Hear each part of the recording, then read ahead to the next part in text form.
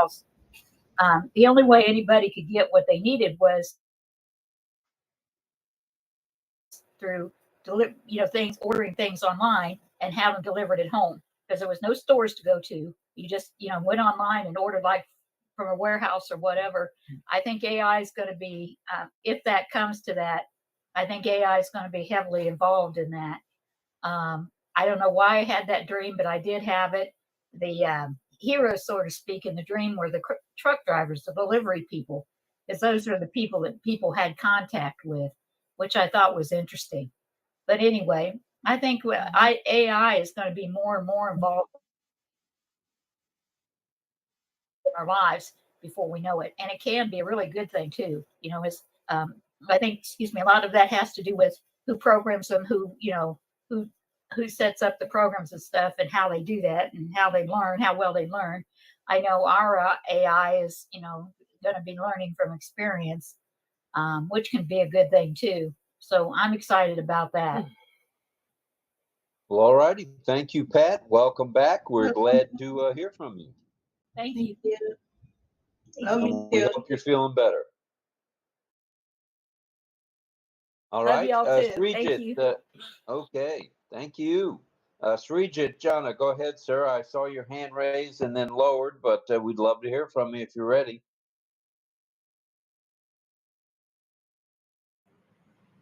Thanks, Rob. Hello, everyone. Good morning and good evening. Today, our topic is AI and customer service. I want to say a little bit on this topic. There are many different ways you can use AI in customer services. For example, you can embed AI-powered chatbots that we usually see in today's customer services used. The AI chatbot across channels to instantly streamline the customer service experience. Beyond answering common questions, this chatbot can greet your customer, serve up knowledge-based articles, guide them through common business processes, and can send out a field technician for the request of any services that we already have seen in the real world. There are several ways AI in customer service can help your team, especially if you are interested in getting started with generative AI, like higher productivity, better efficiency, a more personalized service interaction. For AI to be useful, it needs to understand your customer, which means it needs access to your company's data. When a customer initiates a conversation with chatbot, AI can populate important information such as customer name, location, account type, and preferred language in real time from the customer database. And content generation is also helpful for the customers to generate the AI analyzed customer service conversations, extract relevant details. And also, I want to say a little on the services that I usually seen in our country, like booking LPG online, request for services for your home appliances, and they take automatically a call redirection, send to you the proper service channel and ask your problems, and automatically it is booked, and the servicemen come to your home for deliver the proper services.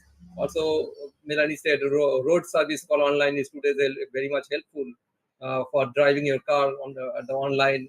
The roadway when you are driving it and you are facing a problem, and that is very much helpful. Also, Amazon have very good AI-enabled customer service platform from order processing to delivery. The total system is controlled by AI, and it is very smart. That we have already seen. Thank you, Rob. That's all I wanted to say. All right. Thank you, 𝗖𝘂𝘀𝘁𝗵𝗿. Always good to hear from you, brother. Thank you. Welcome. All right. Let's come back to the United States, if we may, and speak to 𝗀𝗲𝗍. 𝗀𝗲𝗍, bring it.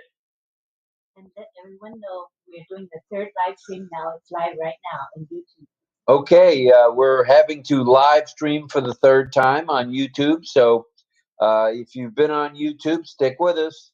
We're working on it. 𝗂𝗁𝗂𝗏, the captain himself. So go ahead, 𝗀𝗲𝗍. Love to hear from you.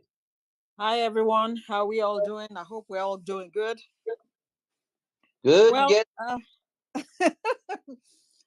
Well, AI, I don't really have much about customer service, only the experience I've had when I call.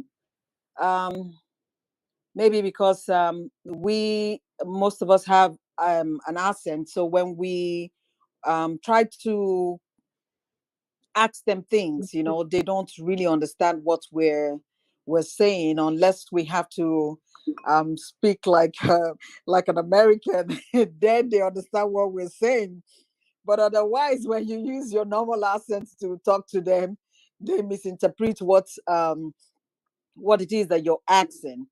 And most of the time, I just don't bother. I just keep telling them customer representative until when they get frustrated, then they send me to customer representative, because it's really frustrating for us when we try to tell them what we want and they keep saying something else.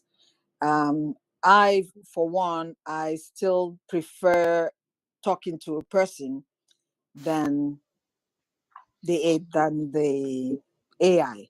Maybe down the line it will improve, but for now, I prefer to talk to a real life person. Thank you. Thank you, Lonnie. I think many of us out there, including Pedro, would have say the same thing. That it's kind of good to be able to speak to somebody live. So let's now go back to Canada and let's have Melanie speak with us. Go ahead, Mel. Thank you, Rob. I'm just laughing at the machine thing. Oh my God. We have membership cards. So now we have digital cards. It's AI. So the member doesn't have they don't know their number, or they do not know their number, and they want us to give the number so they can get a discount, because our company is all about lifestyle and lifestyle, right? So it's two things in one. They do a lot of things, and we do a lot of different work, honestly. So the card, we quickly send it through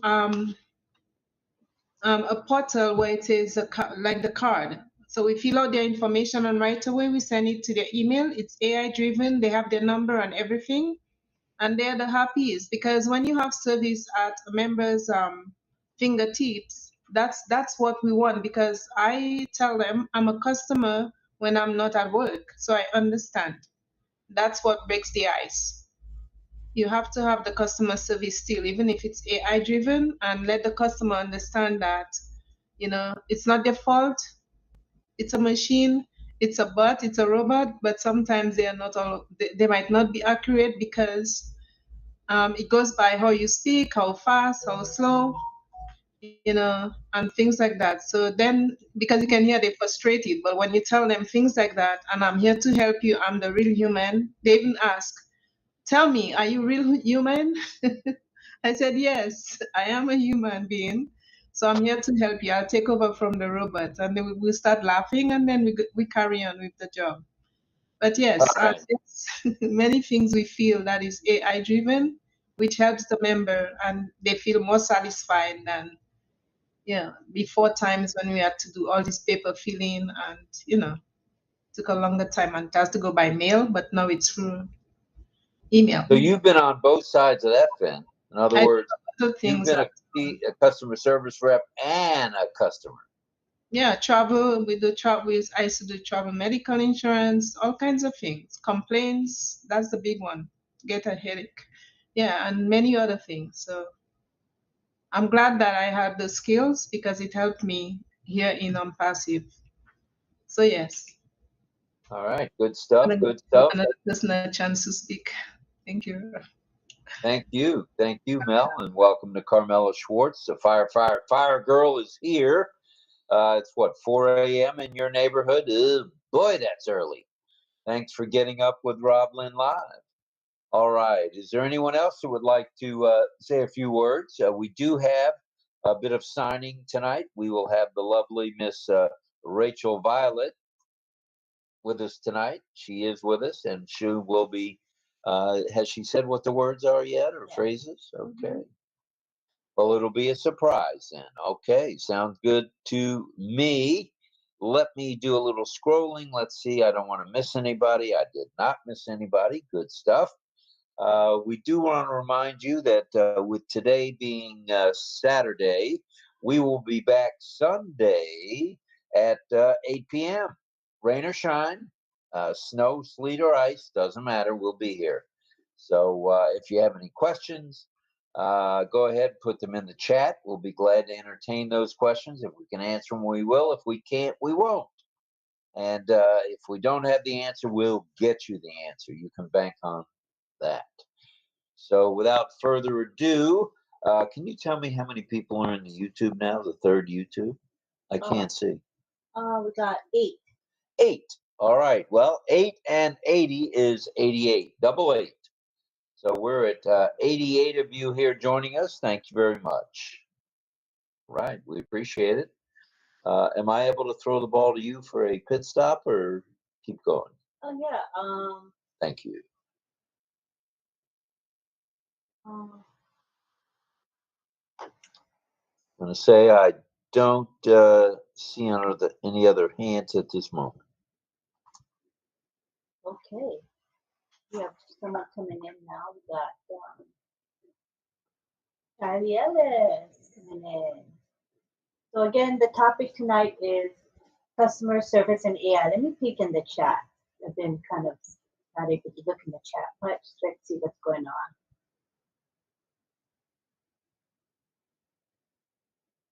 Oh, that's nice. We have Bridget saying, welcome, Greg, Lakin. I'm learning from the speakers like you and always get enthusiastic following you and others every day. I'm really grateful. Thank you to all. Very nice. Anybody, I was asking if anybody wanted to share that's in the chat. I see Keiko Hoshina's here. Hi, Keiko. And she says, AI embedded customer service is great, while some industries, such as ones like the elderly care, rehabilitation I'm loosely involved in currently, are resisting the very idea of implementing AI tools. Humans still need to structure their ideal customer service first.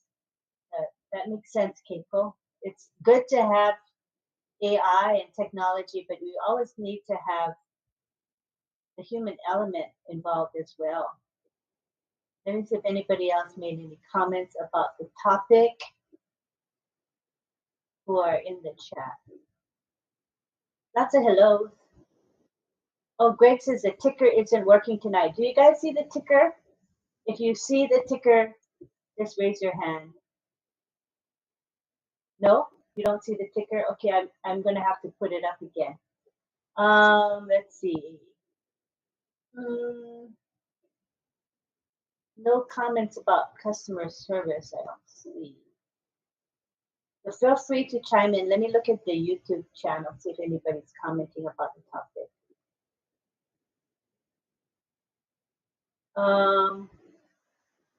Nope, just greetings. Lots of greetings, but nothing on the topic yet. We have 𝗂𝗀𝘀𝗁𝗲 coming in now. Anybody want to talk on the topic? Oh, I see David Switzer has his hand raised. Go ahead, David. Yeah, I hate customer service, to tell you the truth. I'm not going to lie.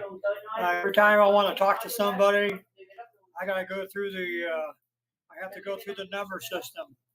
And they want to know what questions or what number I want for that question. And I hate that. I just want to talk to somebody. I don't want to go through the list and hopefully I get the right one. So, yeah, I'm like probably everybody else who wants to talk to somebody. When you got a problem, you really want to talk to somebody, not to go through a bunch of numbers and pick a number out. And then maybe you get lucky and get the customer service.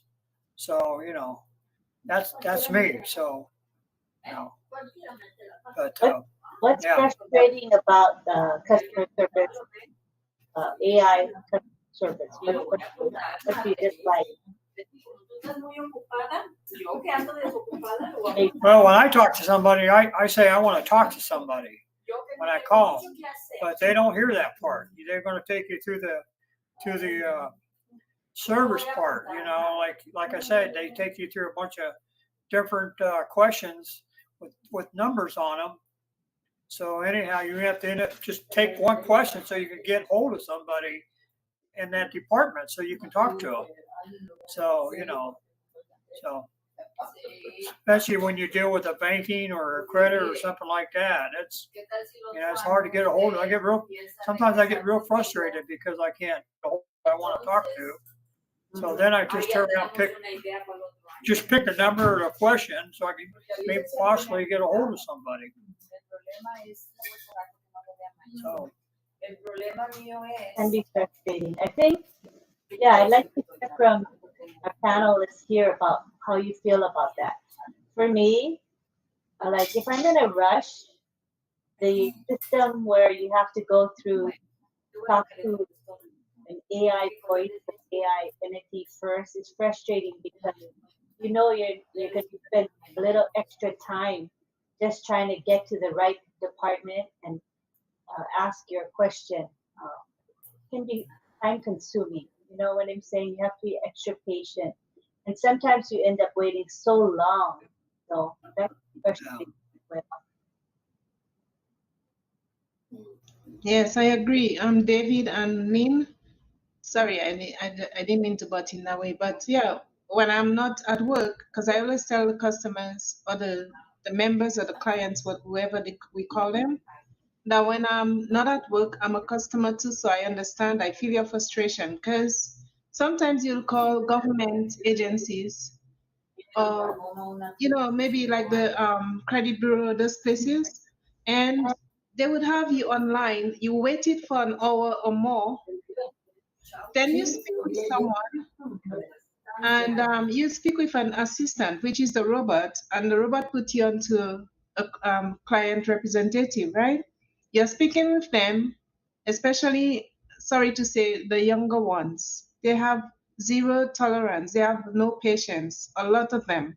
You're speaking to them for 1 hour. I mean, you waited online for 1 hour, then you get someone, then you start saying what you called about, and they're just like the assistant. They're asking you, sorry, I didn't get what you said. Okay, I said, I'm going to repeat again, and I go slower. And then the little you know, they hang up on you. You waited all that time, then you have to call back, and then somebody else hang up on you before even saying their name. And I'm saying, when I get the third person, I would say, do you guys know where I work? If I were to do that, they would have noticed because they pick everything we do, and I would have been fired. I don't know how you guys get away with it and you work for the public, you know? So I understand. It's frustrating when you call customer service these days. Very frustrating.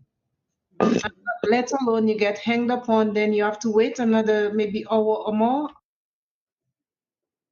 Yeah, very frustrating. Yeah, so let's hear from everybody on this issue. It's an interesting topic. We have Don, followed by Pat Green, followed by Carmela. So it'll be, again, I think DL rather. DL, Pat Green, and Carmela. Go ahead, DL. Well, yeah. Yeah, I'm back. Go ahead, DL. Thanks, Rob and Lynn. Hello, everybody on the panel in the chat. I agree with David Switzer. There's nothing worse than my sense of frustration of going through those prompts when you're trying to get customer service to address any issue that you have. The only plus that I see when I'm dealing with customer service is it refines your sense of patience, because you have to have a lot of patience to deal with those prompts and everything, and finally get to where get your issue addressed. So that's the biggest thing with me, a sense of frustration and a sense of patience. That's both. Thanks, Rob.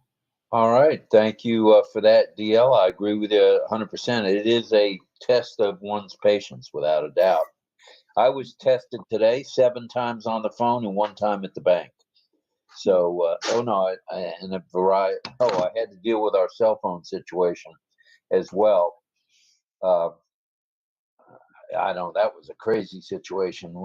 We're being charged for international calls, and neither one of us has traveled to Nigeria, nor have we spoken with anybody in Nigeria. So that was a little frustrating too, but I did get to speak to a regular person after the bot and after the virtual assistant, so I was satisfied with that end of it. The banking end, not so much, but I'll deal with it Monday. So thank you, DL. We appreciate that. Let's go to Ms. Schwartz and then over to Pat Green again. Go ahead, Carmela. Hi, everyone. Hello. Hello. Hello, everyone. I have experience with this. I don't like the computer speaking to me.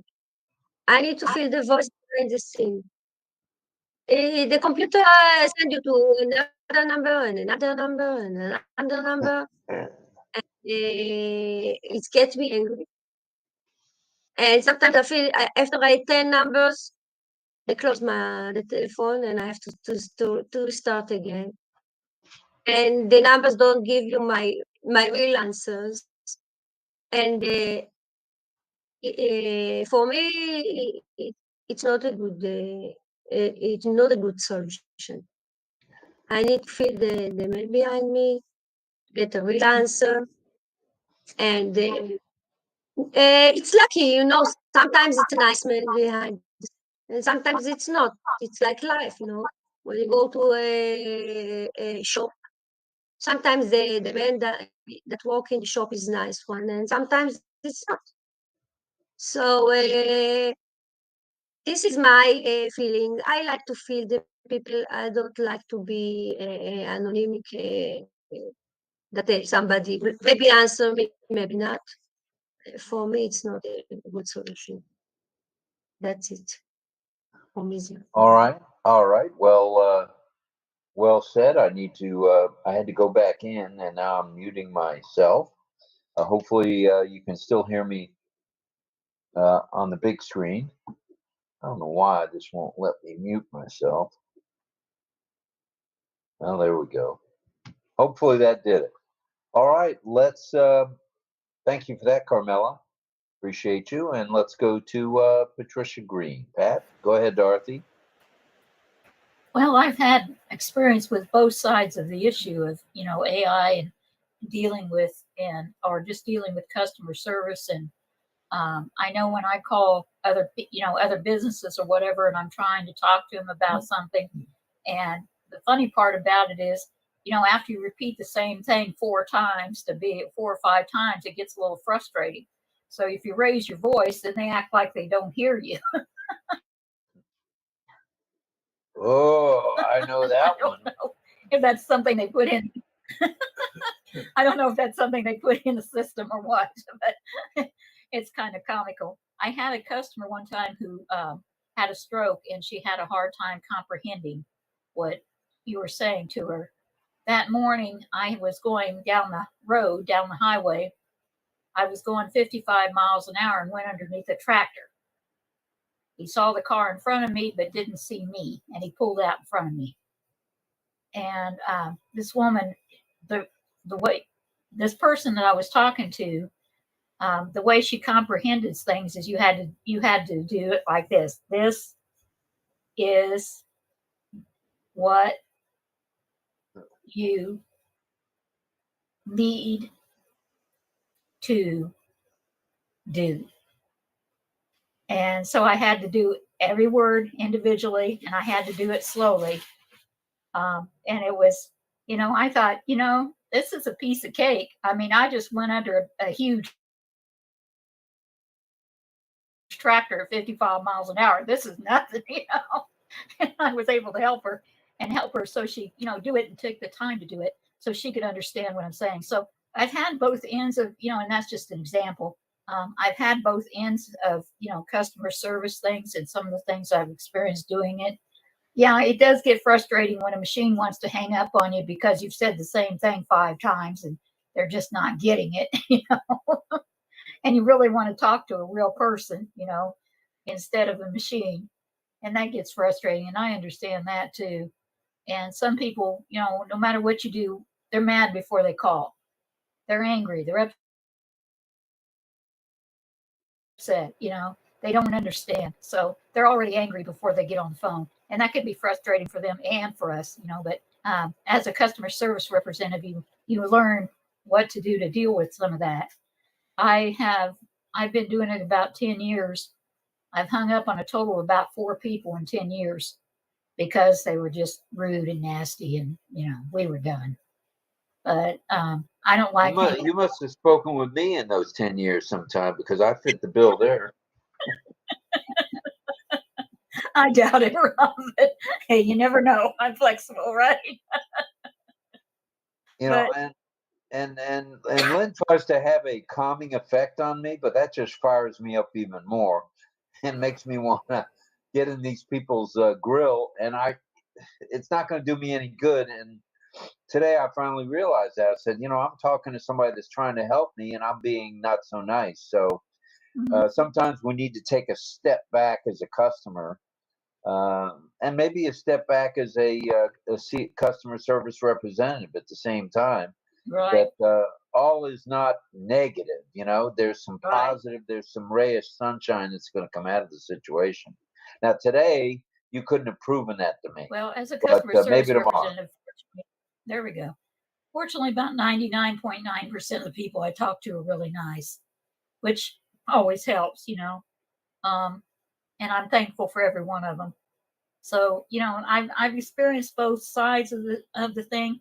As far as my bank, I fired a bank, and I fired a dental a hygienist at my dentist office. I fired my dentist office too, and went to a different one. So. Well, that's known as being in power. So you're in power. We're all we've all got the power to do that. It's just sometimes it makes us a little reluctant to do, because you're just going to have the same thing at the next stop, maybe. So I understand what you're saying, though, 100%. Well, and it's like the bank wouldn't help me. I approached them 4 or 5 times. They still wouldn't help me. I thought, this is nuts. You're not the only bank around, and the hygienist in the dentist office was causing me pain, and I'm not paying for pain, So I Are you saying you wanted relief and got none? So anyway, like I said, I've had both sides of the spectrum. It can be really interesting as a customer service person. It can be a real blessing too. Sometimes you just get some people that are lonely and don't have anybody to talk to. And I've talked to them some, and just shared some things with them and talked to them and listened to them. And, I don't spend the whole afternoon with them, which sometimes I wish I could, because sometimes you get some really nice people. But, it's an interesting job. It has its ups and downs. Yeah, I understand. But most of the time, it's a really good job to do. So I'm very thankful for calling. I think I've said enough. I'll give somebody else a chance to talk. All right, let's bring on then the taxi gift man himself, Mr. Hill from the hills of San Juan Island. Hey, there's a few up here. The biggest hill is called Mount Constitution, and it's up there a ways. Anyway, Rob brought a few things out of me that of course, I want to say I'm no better than anybody else, and I have had my time when I've let things really go on people like Pat, who's very nice, and I love you, Pat. You're doing great, and I'm so happy that you're here.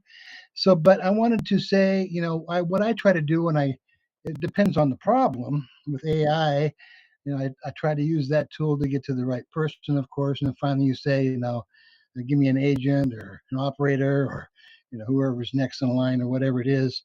And at first I try to disconnect with them as far as I'm talking with them. I'm not talking to them to start with. Words mean a lot. And for me, I don't talk to people. I like to talk with people. When you talk to people, then you're kind of, the way I look at it is, you're kind of trying to stand above them and tell them how it is.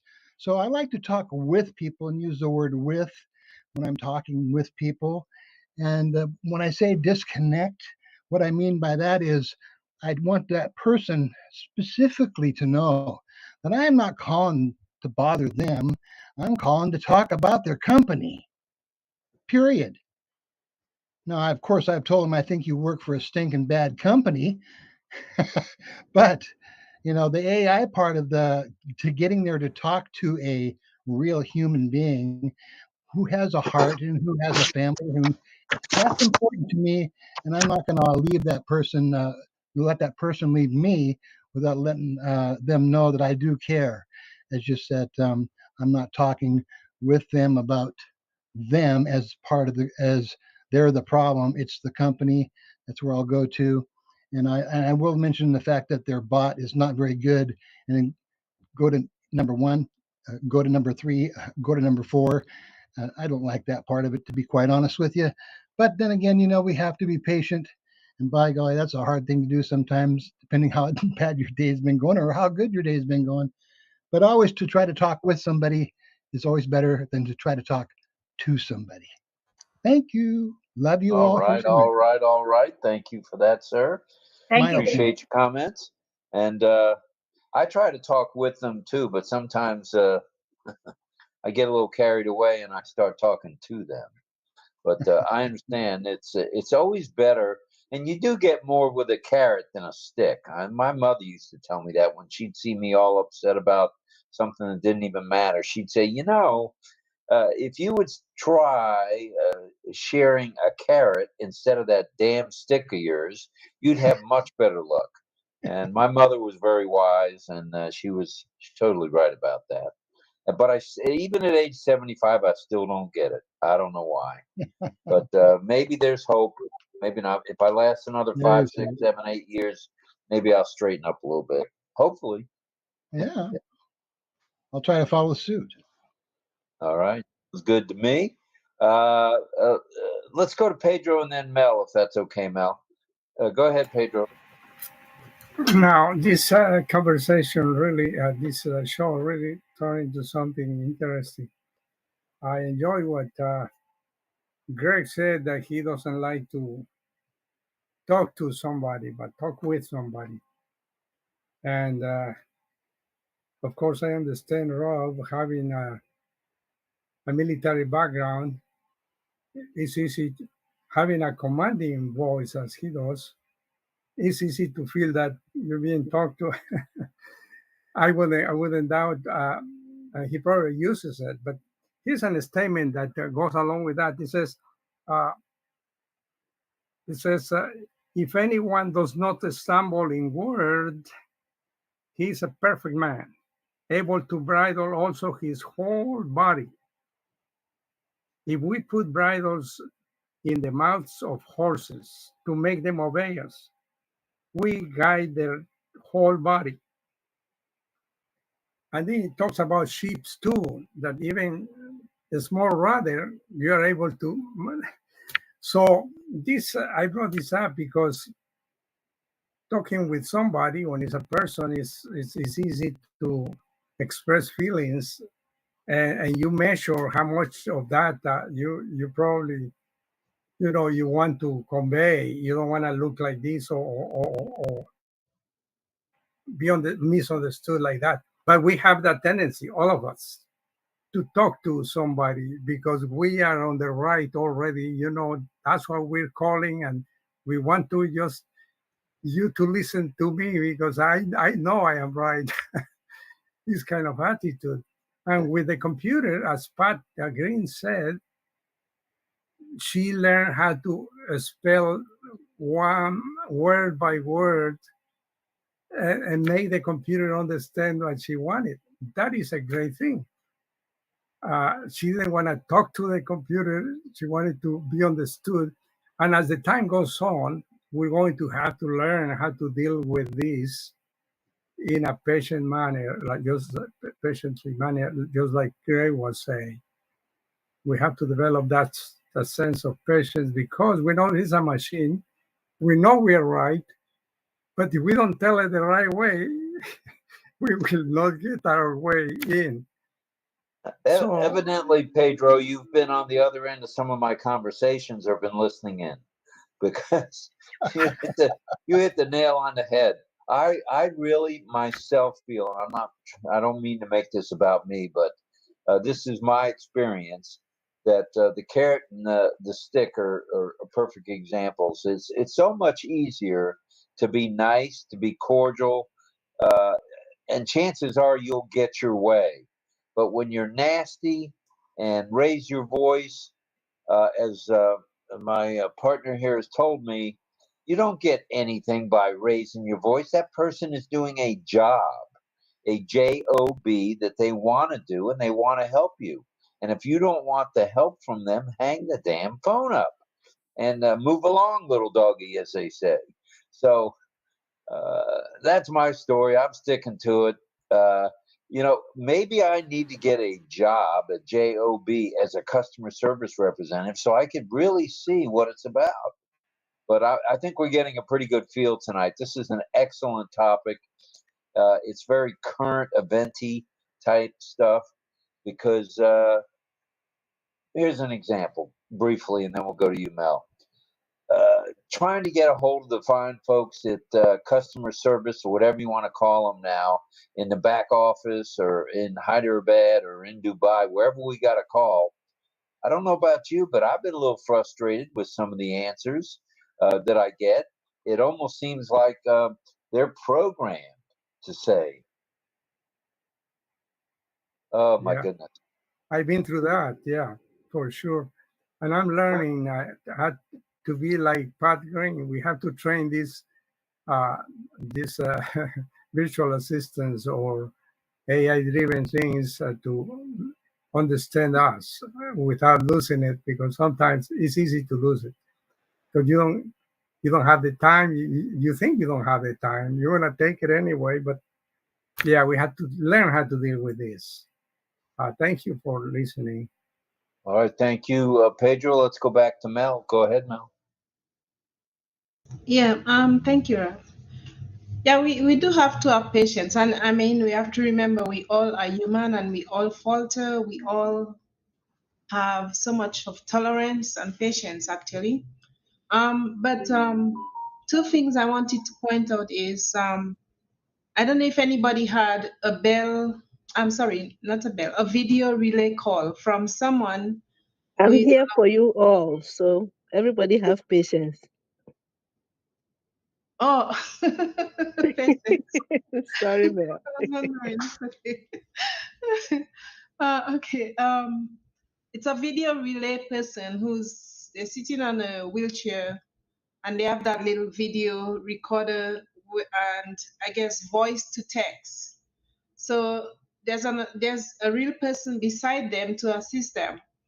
So that's where your patients can be tested. But I'm so used to this thing when I get them, I have to let my supervisor know that because they check your time that you talk, right? Your talk time. So that's where it comes sticky. So I let my supervisor know after that I was on the phone for bell relay person, just so you know. Sometimes the call can be 12 to 15 minutes. The reason why, because they have to type into that recorder and then it goes to that assistant. The assistant will repeat what they typed. So it's voice to text. And then you have to wait. You can't just go ahead and speak. They said, okay, go ahead. So I would ask the question, then I would say, go ahead. I can't interject. I have to wait till they say each sentence or type each sentence and the assistants read it back to me. So that is an AI-driven communication, voice to text. And I think it's pretty cool to see somebody's typing and somebody has to repeat or read what they said to you, and then you wait and the go ahead. I feel like the police. So I'm happy to help them. And at the end, they are pretty nice. It's just that they can't speak because I guess there's some sort of disability. So that's one of the things. And the other one I was going to talk about is when the people call to reset their password or the username, their credentials online. That we have to help as well. So that your patients can be tested, especially if the person is a little bit older, because it's not their fault. Some of them are good, but some they are not savvy when it comes to texting or doing. There are times that they'll be stubborn. You're trying to help them and they go ahead of you. Then they turn back and said, I didn't get what you said. I said, but I'm here to help you. Can I help you? And then you'll start again. They run ahead of you. So at that time, I would tell them, if you have somebody else in your home who can help you, please call us back. Because, you know, you can only do so much sometimes, but it's helping first. But then there are times when, honestly, you have to give that little leeway and tell them nicely, though, because you're trapped. If you say it the wrong way, you get pulled into that principal's office. Your supervisor on your back. Yeah, so we have a lot of interesting things at our job. I hope they're not listening, but anyhow, hey, yeah, very interesting stuff at our job. But I'm learning, and it helps me grow as a person as well. So there we go. Thank you, Rob, for giving me that chance. All right, thank you. Appreciate you being here. Appreciate your comments. Let's go back to Carmela. I believe. Let me see. Yeah, let's go back to you, Ms. Schwartz. I want to say, Mel, I was working for 37 years with people online. I have to answer them, to be kind to them, to be with them. Sometimes it's depends on your mood. Sometimes you are in a bad mood also, but you have to be nice. You know, it's a work. You have to be nice. Sometimes they ask the same question 20 times. You want to kill them behind the phone. But you have to be nice. So sometimes they yell at you. And too many people yell at one after the other. You get annoyed and crazy. You want to kill them. And they make you so angry. What you do with them? I learn a way to deal with it. When somebody starts yelling at me, I telling him, sorry, go and drink a cup of water, relax and come back. I'm not talking to someone who start yelling at me. I'm talking nice to you. I want you to talk nice to me back. I don't let them yelling at me. At the beginning, I was let them yelling at me. Then in the end, I learned I don't want it. Nobody will yell at me. Whatever it is, I speak to you nice. You have to speak to me nice back. And if I was too much angry, I took the phone away from me 2 meters. Let them yell. After they stop yelling, I call them. Now you're relaxed. You can speak. I had to. I learned how to speak with people. You learn it. It's 37 years to be behind the telephone to speak with people. Many people. I work in the municipality in many places, many things. It's not easy to work with public.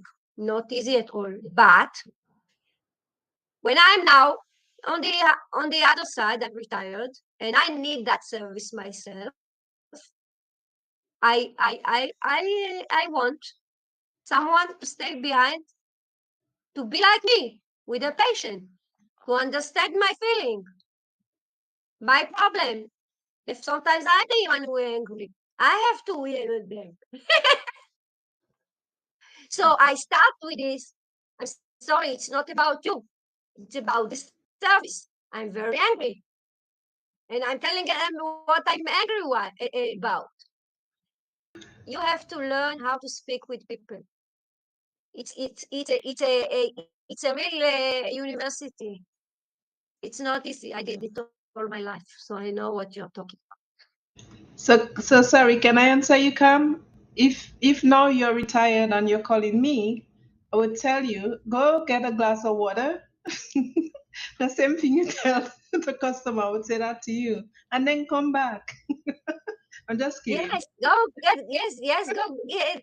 take a glass of water, relax, and come back. I don't want to hear your voice yelling at me. I did nothing to you. You have problem with the company? Okay, You'll be it's the fired. company. It's not me. I just present them. I can do that. I try to help you. I try to help you. You know, I do my best with the tools that I have. You know, you have tools. You can help. You can do only what you can do. What you can't do, you can't do. It's not on your hands. That's All right. Thank you, Carmela. Thank you, Mel. And let's go to Bo, Charlie Ellis. in Mississippi. Go ahead, USA. Excuse me, Mr. Celtic.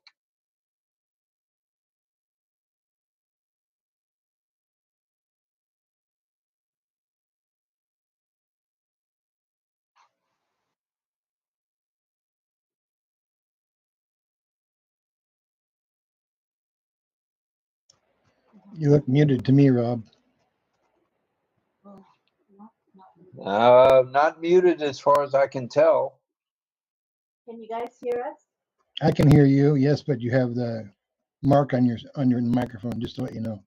Oh yeah. Only my mic is open on every show. Rob's mic has to be off because we're next to each other. You know, the feedback. Yeah. I understand. Yeah. Okay. Thank you. Thank you.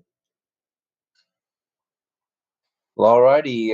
It's now 54 minutes past the hour, just 6 minutes until the bewitching hour of 10 o'clock. Do you want to swing on over? Let me see if we... Charlie, are you here? Can you hear us? Charlie Ellis, come in, please. I see you, but I can't hear you. Mike's muted. Oh, he's trying. You might want to refresh. Refresh. Refresh. He's refreshing now.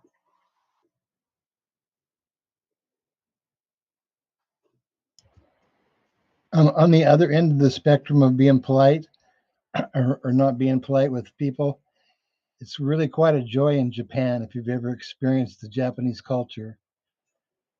You can't get them mad when you're at a countertop, or they are so polite. In fact, you know, their language has 3 forms of politeness. Anyway, I just wanted to say that.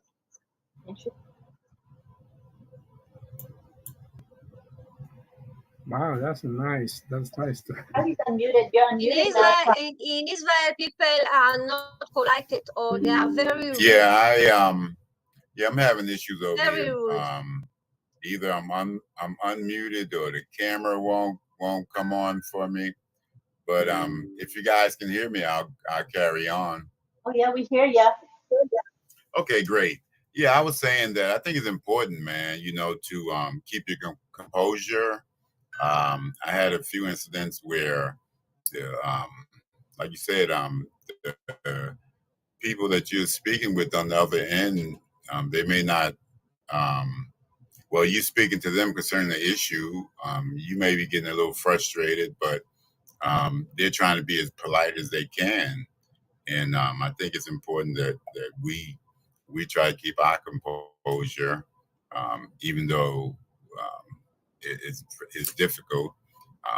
Perhaps maybe as much as you want to scream and carry on or whatever the deal may be, perhaps wait till you get off the phone or off the conversation, and then once you hang up, probably curse them out then, or say how you really feel. Just wanted to say that. All right, thank you for that, Bo. That's very well said. Very well said. All right, let's take a peek and see if there are any other hands before. Are we going to do signing, or are we going to hold off till tomorrow with it being 10 o'clock? Rachel's been waiting patiently. Then I say Rachel has a head. Nobody else is hand. That's correct. All right. Looking for Rachel's list. You see that? I do not. Rachel. I do. She's at the top with her camera off. Ready? Ready to teach? There she is. Rachel.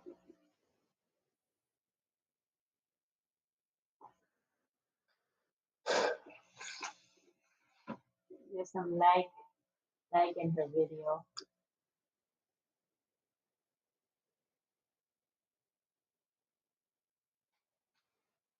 Yeah, I said, are you ready to teach this list? I'm ready. All right. Okay, so everybody, we're going to go to the side view. So if you could just make sure you're muted, and we'll go and learn French Sign Language from Rachel. The language again is called LSQ.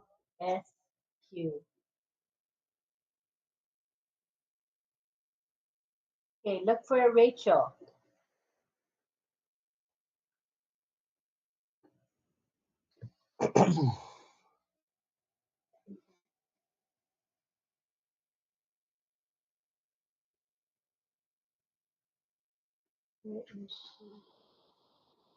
Oh, I see you now.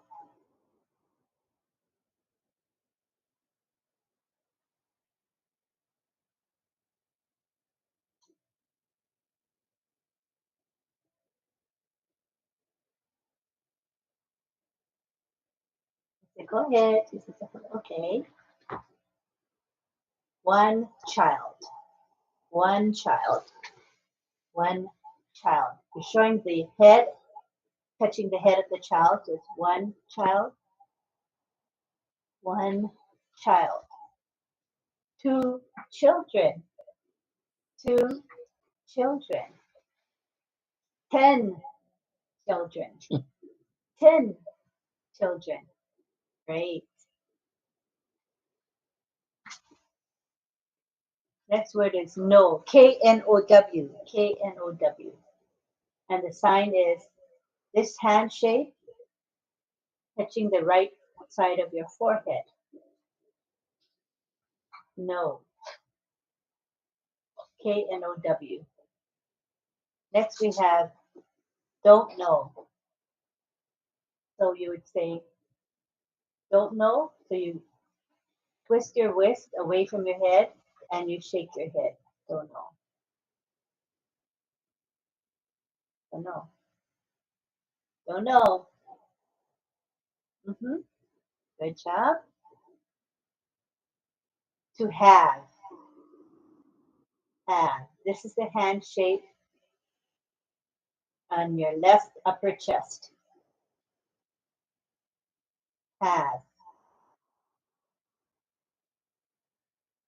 Don't have or not have. Just flick your fingers.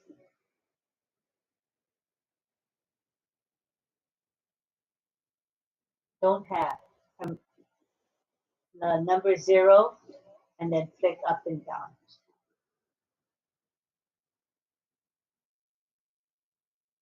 Don't have.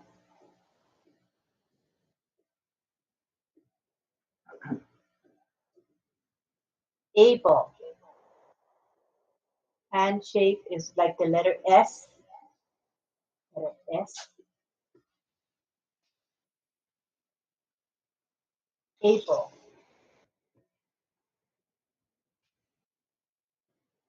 Able.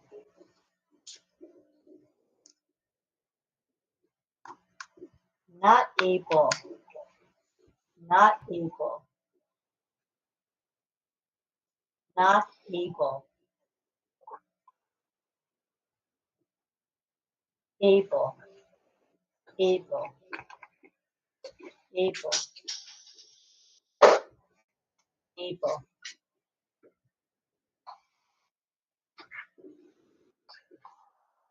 Money. Money.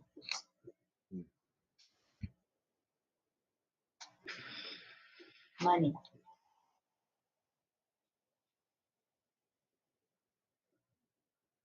Later.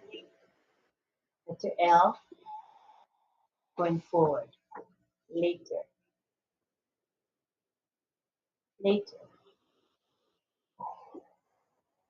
Later.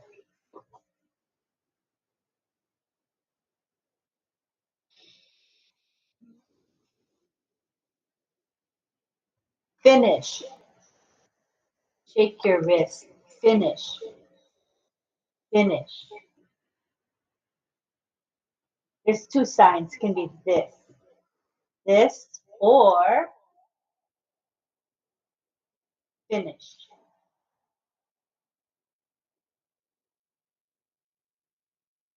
Finish. Work. Finish. Work. Finish. right? Not finished. Not finished. So this is their handshake, and you're going not finished. Not finished.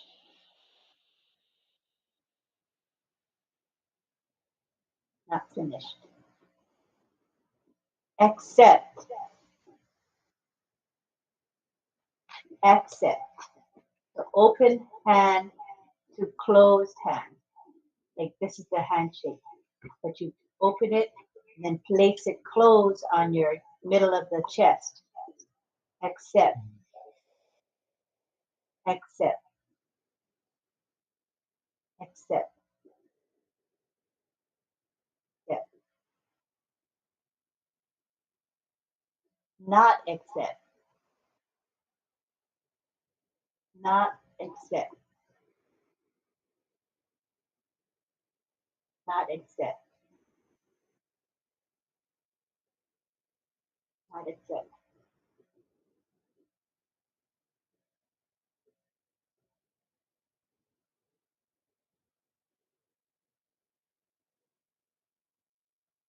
Far or far away. Far away. Far. This the letter A. One goes in front of the other. Look at Rachel. Far.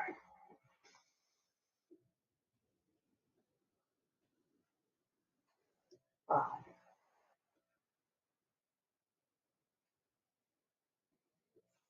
Not far away. And number 3, going downwards.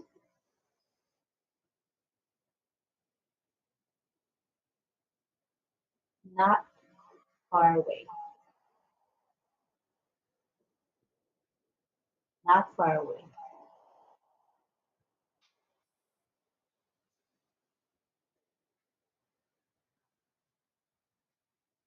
Thank you. Thank you. We're going to take pictures, so think of which sign we'll take picture. Let's go to grid view. Thank you, Rachel. She's going to pick a sign for us to take a picture with.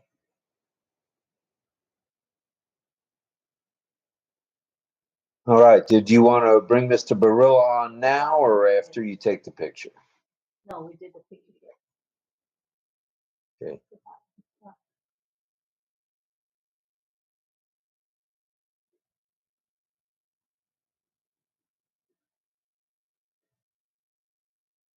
Not able.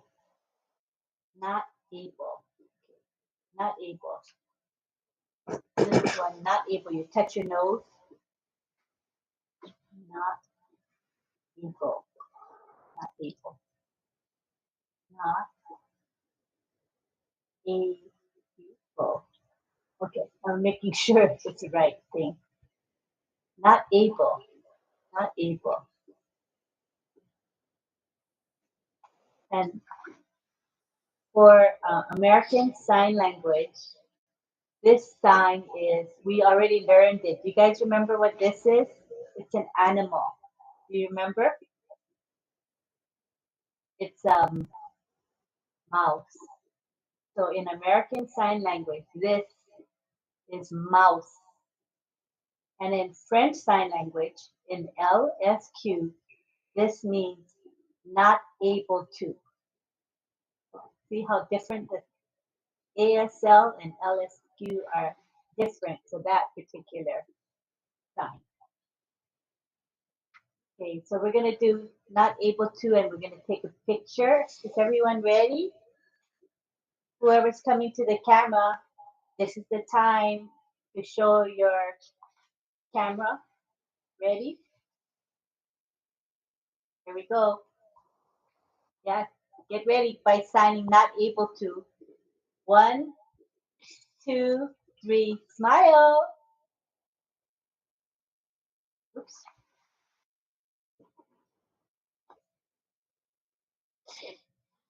That came out nicely. Thank you.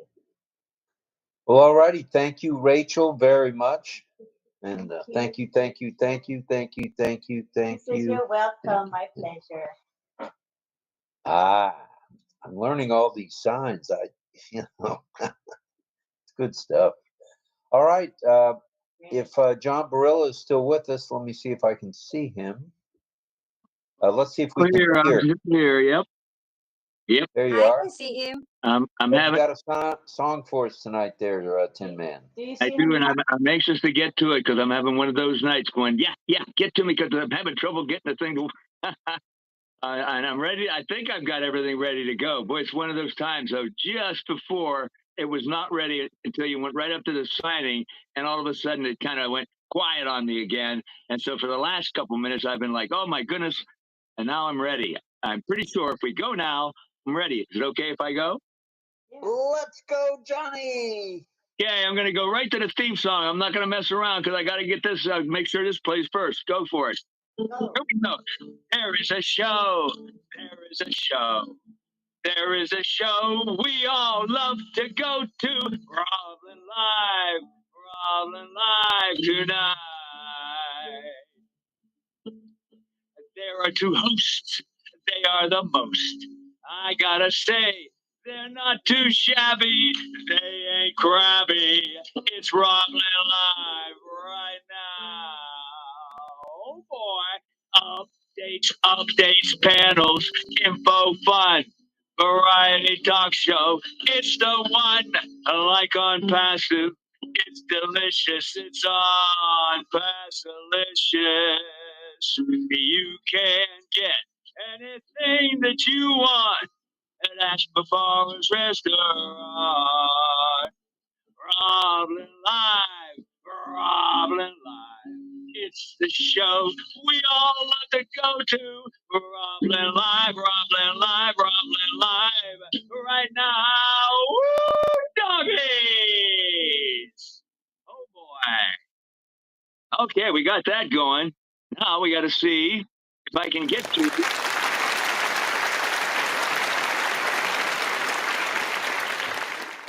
There we go. Now, right to, I do want to, this is interesting. Now, sometimes I pick a song. I've done this a couple of times recently. And then something else comes up and I go, well, I'm going to do this. Last night when I did, the Four Tops song, the same old song, that was one of their big hits. And I told a little bit about it. I love it when I find things about a song that is kind of interesting, how came up at the last minute, that the big hit that they had. And then Berry Gordy said, I want you to get this new song and have it by 24 hours. And if that whole story I told last night, where they literally wrote the darn song or listened to the radio to get some ideas, they were both a little tipsy. Oh, same old songs on radio. Oh, there's a good one. That's what we'll write. And then they wrote the song. It's the same old song. Okay, but here's the thing now. I thought, you know what? Their big first hit that everybody knows the Four Tops from was, Sugar Pie, Honey Bunch, great song. So I thought, well, wait a minute. Tonight, instead of doing what I was going to do, that I was going to go to another song, I'm going to do, since I did the other one last night, let's do Sugar Pie, Honey Bunch tonight.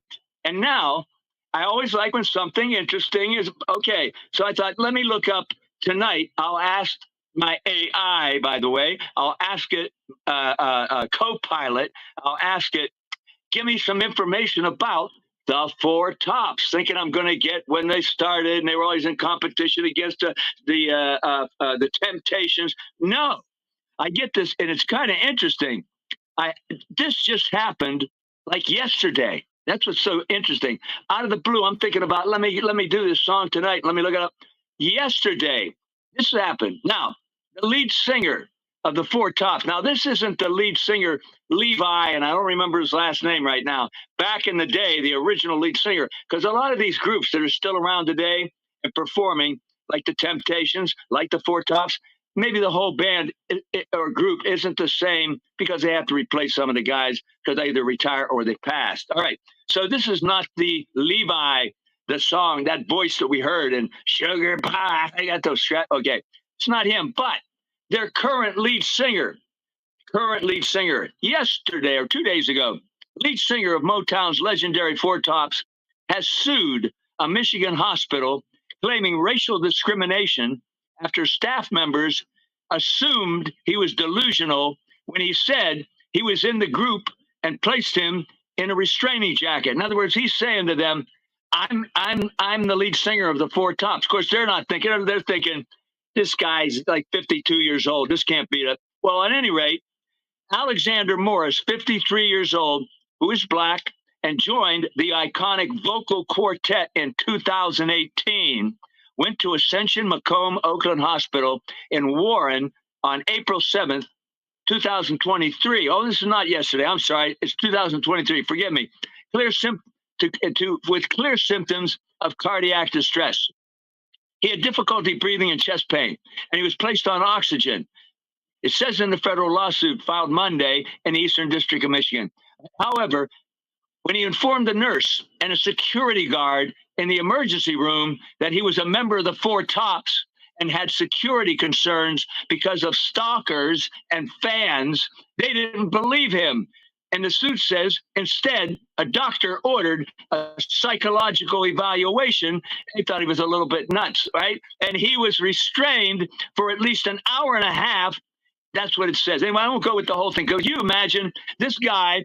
He's the new lead, not new, but in 2000, he joined it not too long ago. Okay, he's in there. He has heart trouble. He's saying to them, I'm the lead singer of the Four Tops, and I'm concerned that my fans and the people in the hospital go, what is this guy crazy? We better restrain him with a straitjacket. I think this guy's got a legitimate lawsuit, and it was a little longer to the story, but I'll stop. I just found that really interesting that let me find out something about the Four Tops so I can tell people for the Sugar Pie Honey Bunch. And it came up with this story about the latest lead singer. Oh my goodness. Just a little, it's not, I won't say fun because that was a sad thing to happen for him, but it was kind of interesting to get that story. So now, if it'll cooperate with me, and it's going to spin. Hold on. All right, come on now.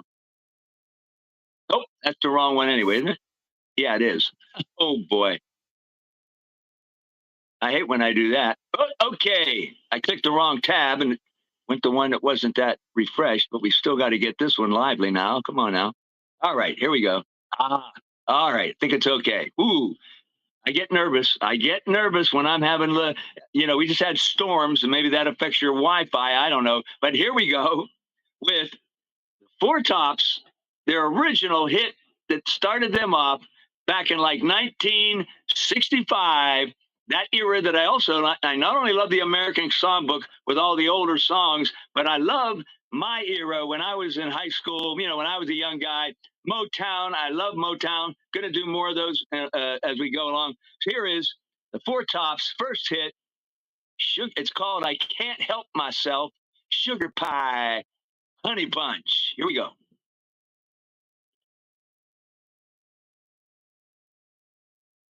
It's coming.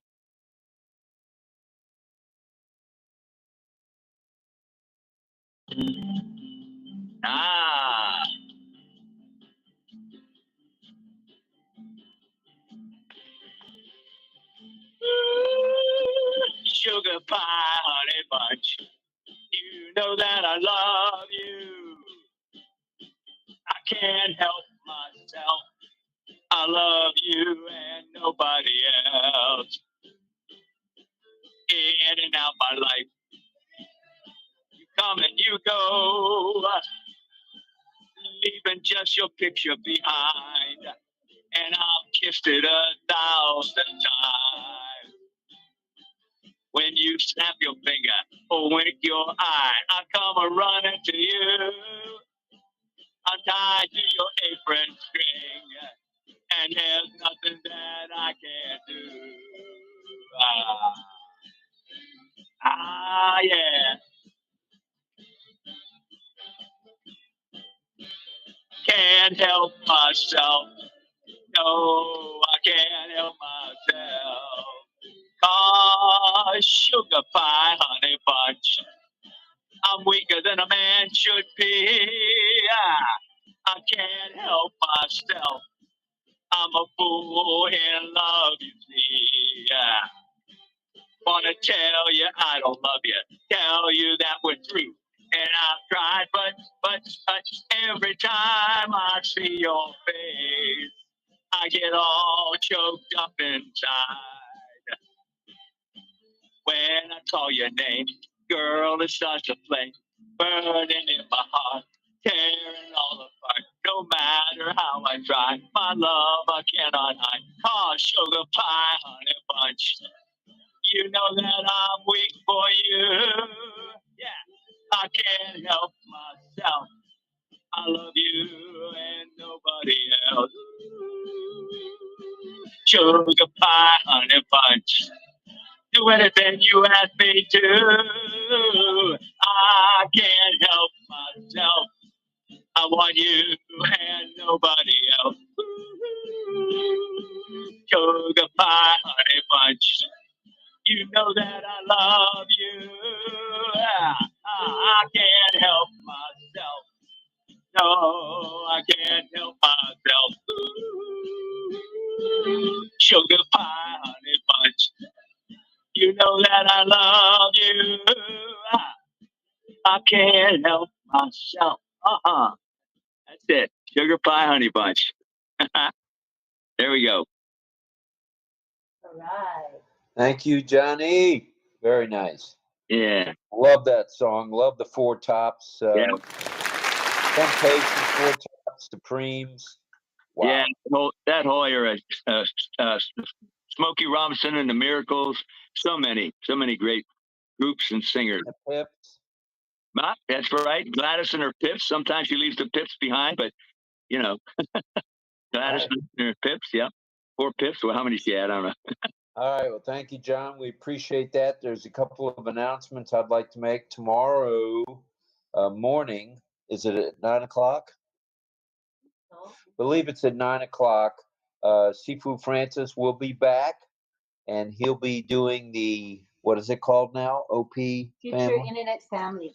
Future Internet Family, where he'll do a presentation and they'll do a Q&A.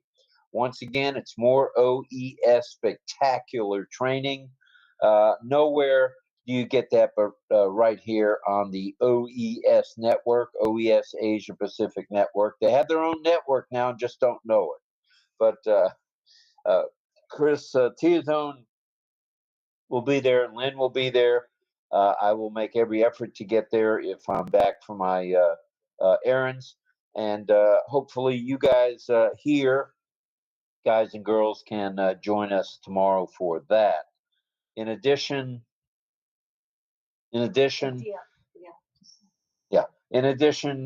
mañana, tomorrow night, RobLynn Live will be on at 8 p.m. Eastern Daylight Time. We're not changing our time for anything or anybody, and that's our slot, and we're sticking to it.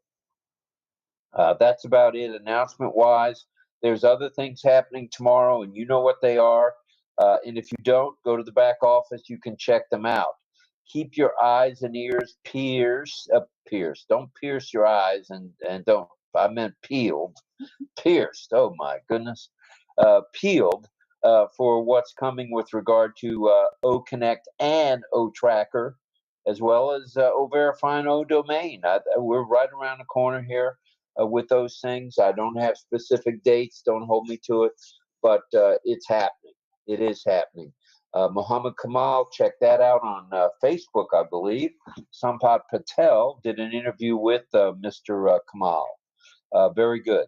Very good. 2 others, not Sampath. A couple other Indians. Okay, thank you. Mm-hmm. Also, I see that we have Miss Dawn's hand raised. Go ahead, Dawn. Yes, I just wanted, I still have a stack of 45s that I've had for 100 years, but I have a 4 Tops. Baby, I Need Your Lovin'. I still have that one. That's another one. Yeah, I'm going to get to a lot of these. I got to get to a lot of these. Yeah, that's a good one. You don't look a day over 91, Dawn. So Thanks. That you've had them 100 years is remarkable, I would It, say. I mean, my stack is really shrunk, but you know, I used to have quite a stack of them, but I feel proud for the ones I still have. Yeah. That's good stuff. Don't ever I get don't rid think of that. they would. That's memorabilia. I don't think they would sound very good because they're pretty well scratched up, but you know. That's okay. We deal in scratchiness here at RobLynn Live sometimes on the YouTube. I am Okay, a Santana. I am a Santana guy, and he just came in the area a couple of days ago. I went to see him. He's still playing the same. Carlos Santana. Yeah, Carlos Santana. Man. Great guitar player. Carlos Santana, great guitar player. Oh my goodness. Yeah, he He's has one of the top guitar players of all time. 2 new acquisitions. There is a woman that plays the battery. Oh, she is just amazing. Wow. And I'm not younger guy is a singer, but yeah, Santana is still the same. My goodness, I just couldn't believe it. Was that at FedEx Field or Kennedy Center? Where was it? It's the Jiffy Lube Pavilion, I think it's called. It's in Virginia, an hour away from me. And I heard that at last minute, my brother was going, and I called him, and he told me. And I said, well, I don't know if I will make it. I didn't have tickets. I just went. There were enough tickets, and they were not expensive. $21, man. Couldn't beat that price. 21. Holy smokes. Good stuff. Good stuff there. If there's no one else who wants to mention anything, let's do a picture and then we'll say arrivederci. So let's all do the love sign as Lynn asked most times. See, Rachel, ready for picture? Rachel, picture. See, I even know the sign for picture. Amazing. Let's see who's going to come to the. Anyone who wants to show their video and be in the picture, you're more than welcome for posterity. Lynn will be posting any and all pictures, as you know, in the RobLynn Live Network's Facebook Messenger page. Picture time. So let's go. Let's get a picture. Let's say I love you. All right, everybody smile. 1, 2, 3, now. Thank you. All right, looking good, everybody. Thanks to everybody for being here tonight. We did about 146 at a peak. There was 90 some odd and 50 some odd in the YouTube channel, and that was with us having to reboot, or not we. That's not a collective we. That's 𝗂𝘀𝗁𝗁𝗃𝗶𝗰𝗲 Tarzan techie guy was able to reboot and get us back online with that YouTube channel. So again, thank you to everybody. I'm getting to that now. Thank you. And also, you can go to the RobLynn Live YouTube channel, because tonight we'll be replaying last night's broadcast.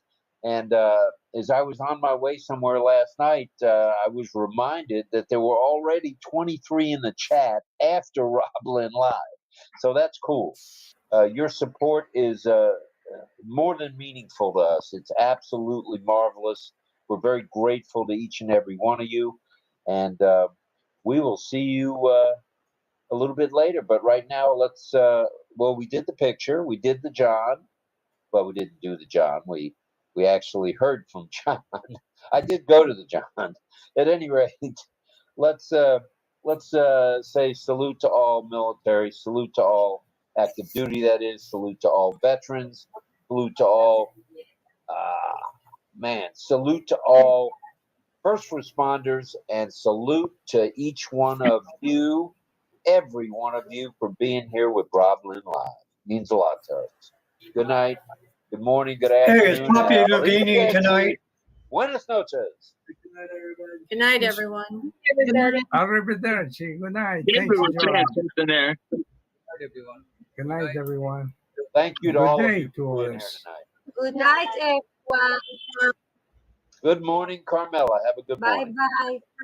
I hope I will have a good morning. What time is it now? It's almost It's 5.5.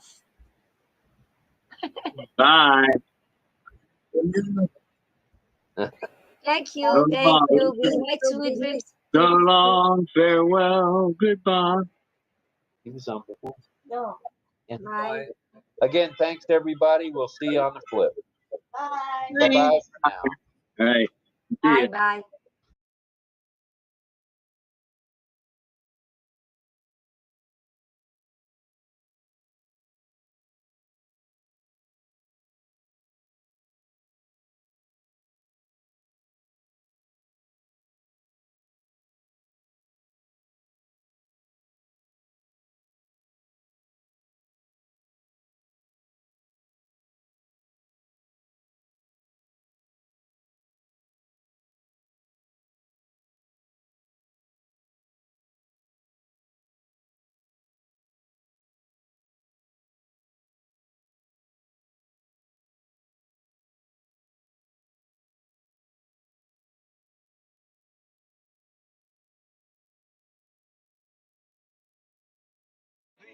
It's RobLynn live right now. Updates, panels, info, fun, variety talk show. It's the one. Like on Passive, it's delicious. It's on Passilicious. You can get it's RobLynn live right now. Updates, panels, info, fun, variety talk show. It's the one. Like on Passive, it's delicious. It's on Passilicious. You can it's RobLynn live right now. Updates, panels, info, fun, variety talk show. It's the one. Like on Passive, it's delicious. It's on Passilicious. You can it's RobLynn live right now. Updates, panels, info, fun, variety talk show. It's the one. Like on Passive, it's delicious. It's on Passilicious. You can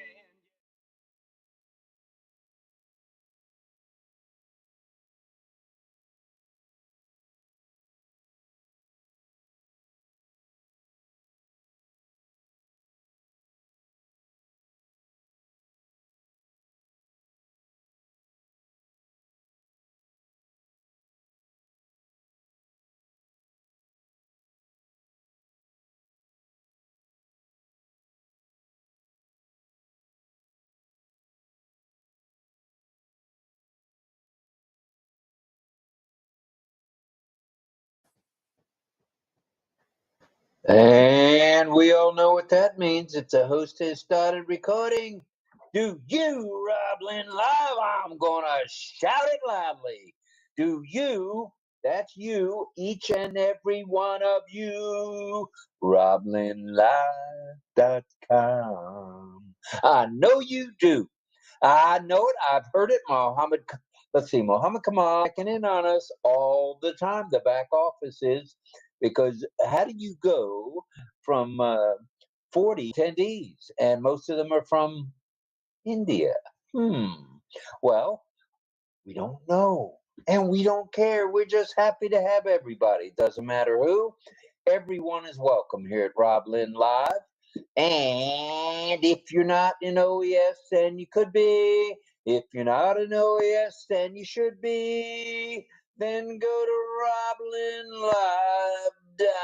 RobLynnLive.com. And if you do that, RobLynnLive.com, you'll get Lynn's registration page.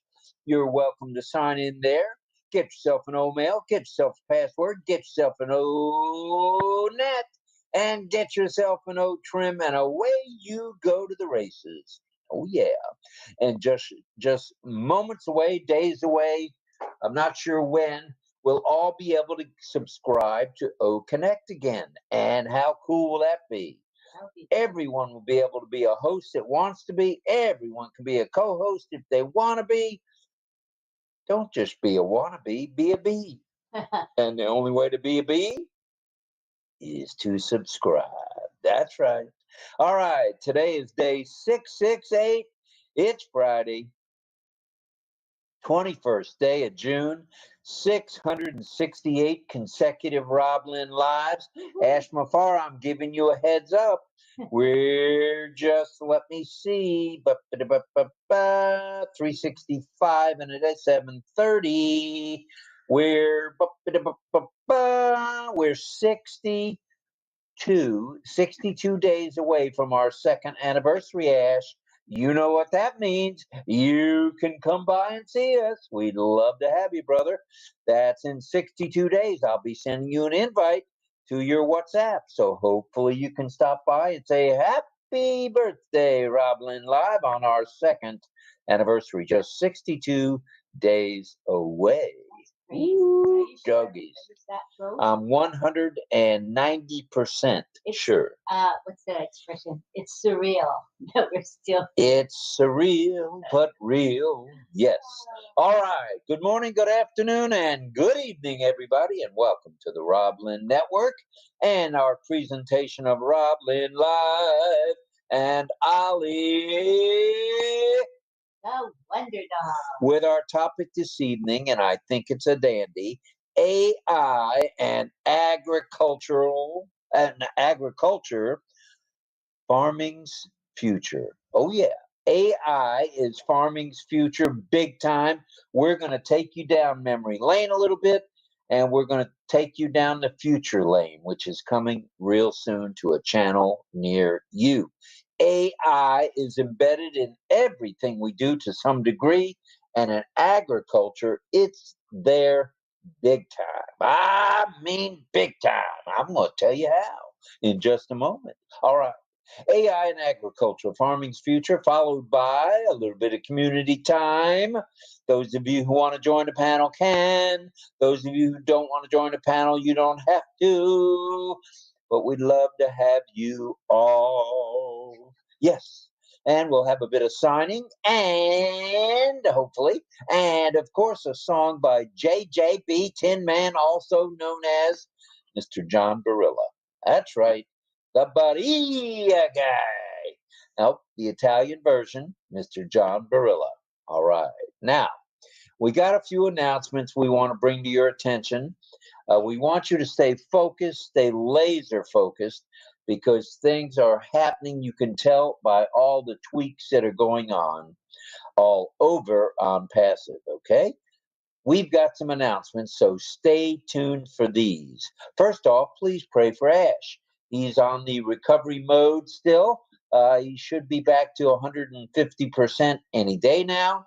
He was traveling, I think, on ONPASSIVE 360 Day, which was Wednesday. So maybe he's home now. Maybe he's watching RobLynn Live. If he wants to relax and get a little bit of value, this is the place, dude. Come on down. All right. All right, that's enough invitations. We invite everybody to come to RobLynn Live, by the way. Please also pray for the tech team, media team, and support staffs around the globe for their for their safety and good health. We need them daily. They are our rock for sure. Right. That is very true. So also, please pray for Ashmahan, Ash's wife, lovely wife, as well as the boys, Omar, the poet laureate and writer. He's already written a book and published a book, I believe. And of course, Yusuf, who is working on being an astronaut. How cool is that? So they'll have an astronaut and a writer all in one family. That is rocking it. That is lit, is what it is. All right. Let's talk announcements, and let's talk sending out some love, light, and prayers.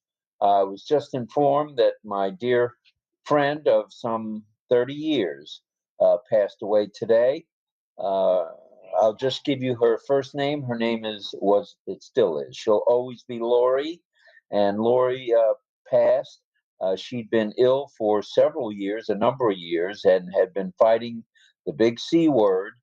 And the big C took her away from us today. We are saddened by that, truly. She leaves behind her husband, Rick, her daughter Brianna, and granddaughter as well. So we're going to miss you, Lori. Rest in peace, and we'll see you on the other side. We'll see you there. All right. Gosh, that you know, when it hits close to home like that, you almost don't know what to say. You don't want to say I'm sorry. You're not sorry. You're saddened, perhaps, but you're not sorry. So just remember that in the future. If someone passes that you know, don't say you're sorry. Just say I'm saddened by their passing. That's good enough. That is good enough. And that's a strong statement. It's coming from your heart. All right? All right. Announcements, and more announcements. All right. Check your OES for the news of the week, news of the day included in your ticker, and back office pop-up. Nothing new there to report. No news on the resumption of the O-Tracker free trial as of tonight's broadcast. So we're standing by to find that out. Ash, where are you? Ash, we need some golden nuggets, brother. Perhaps he'll be dropping them in here later tonight. That would be wonderful. Migration without hesitation. That's the name of the game at RobLynn Live. Don't hesitate. Migrate. Sign the NDA and, of course, the affiliate agreements. Sign them both. Check out the ONPASSIVE YouTube channel. It's a dandy. It's got new long, shorts, mediums, music in the springtime.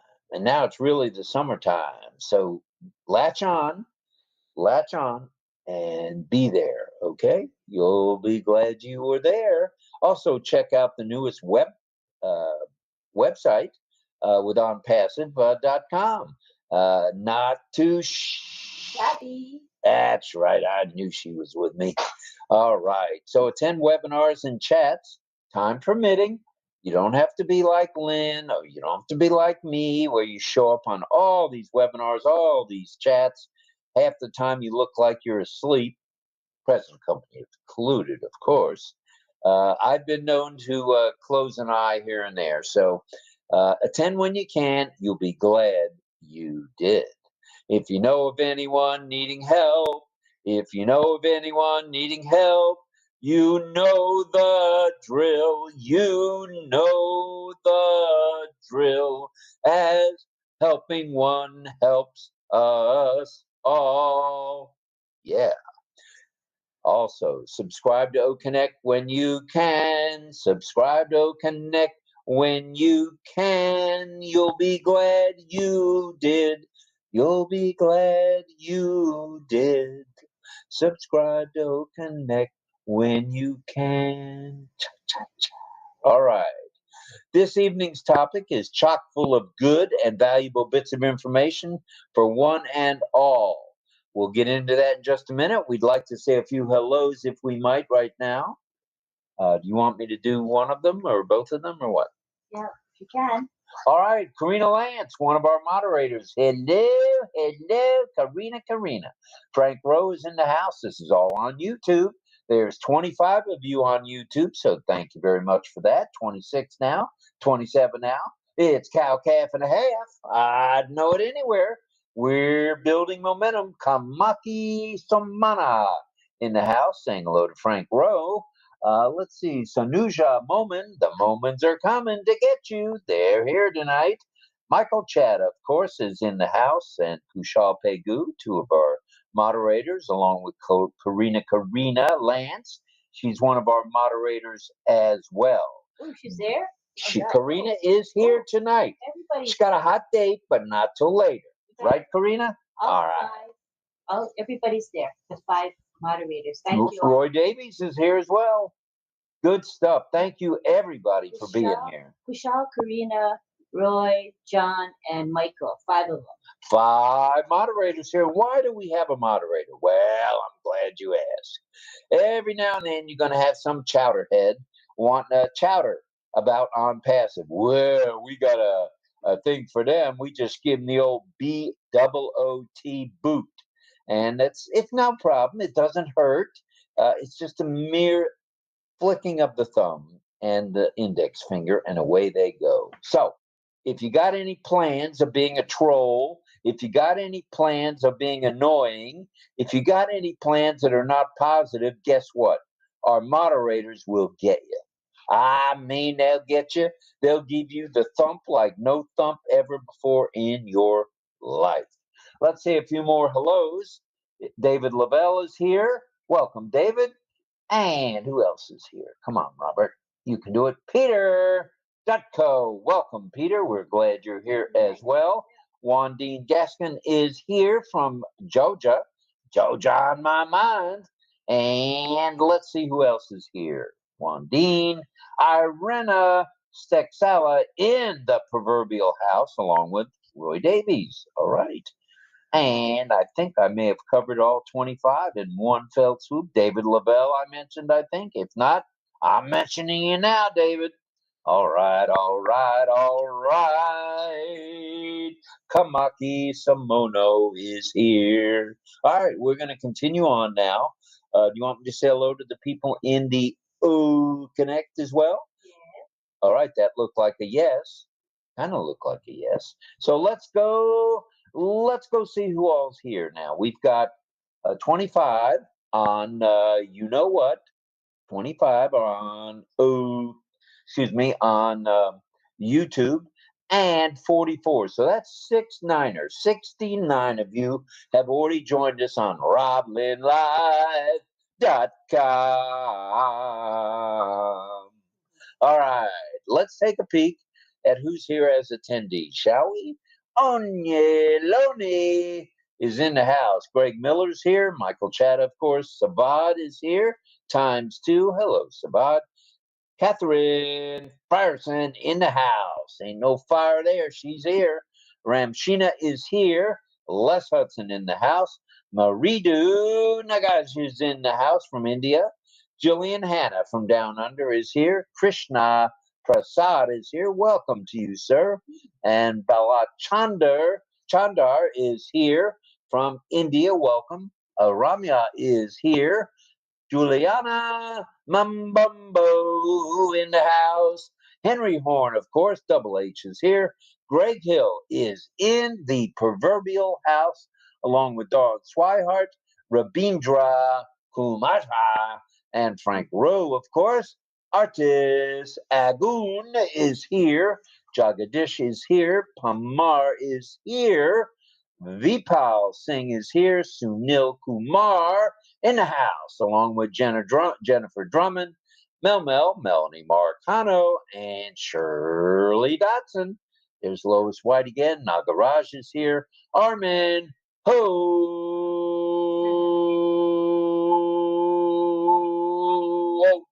is in the house. Welcome, Armin. And Shankar is here. Hello, sir. Glad you're here as well. Krishan Ram is here. Sojid is here. Mary Sebastiani is in the house. There's Armin again with Deborah Long, one of our signing deaf community members, and John Barilla's here. We'll be asking him if he's going to sing us a tune tonight. Carmela Schwartz is in the house doing double duty. Sadananda Das, Christ Truth Trust. Okay, hello to you. And Angela LaLand is here. And let me make sure I've gotten everybody. I have. So I think it's time to get back to business. So we're going to click out of the attendee and panelist grouping and take a peek around the corner, see what we got here. Now, this evening's topic is, as I mentioned, chock full of good and valuable bits of information for one and all, from kids to grandparents and all in between. We will take a look at how things used to be in the farming and how they're going to be in agriculture, AI-wise embedment. Ooh, yeah. It used to be done agriculture-wise, and we'll take a look. Let's just take a look and see what the future is bringing to us. Now, Ali has had a question all evening, and we'd like to bring that up now so everybody's aware of it. Ali wants to know, what have you noticed different about farming and agricultural recently. Have you noticed anything? Have you noticed a driverless harvester? Oh, yeah, they're out there. Oh. Check it out in Kansas. Check it out, Dorothy. Dorothy, check it out there, Pat. All right, all right, all right. All right. That's cool, driverless. Driverless. Amazing. Coming real soon. Gotta watch out for not to run into other tractors or whatever they're called. Harvesters, madam, harvesters. So hopefully there's just one, so there's nothing to run into, right? All right, so you know the question. That's correct. The question of the evening by Oliver Nakamoto Gorman. What have you noticed different about farming and agriculture different? Recently, I should say. Well, the future of AI in agriculture is this. It's to set and revolutionize the whole ag and farming industry, set it on its head, enhancing efficiency, sustainability, and productivity. Oh, yeah, that sounds like a pep talk to me, but I'll take it. Here are just a few of the key areas where AI is and will be making a difference when it comes to farming and agriculture. Are you ready for this? Mm-hmm. All right. Smart farming and automation. What in the world are we talking about here? Ooh, glad you asked. AI-powered tools and robotics are transforming traditional farming practices that we knew about, where we would harvest by hand, and now we've got these big machines that are driverless. Robots are already performing the tasks such as planting, harvesting, and monitoring crops, addressing labor shortages, and increasing efficiency. Oh, yeah. Oh, yeah. AI is already being used to optimize growing conditions in vertical farms, which reduces the shortage of water and eliminates the need for pesticides. We don't like pesticides, so when we can avoid them, we do, don't we? Yeah, for sure.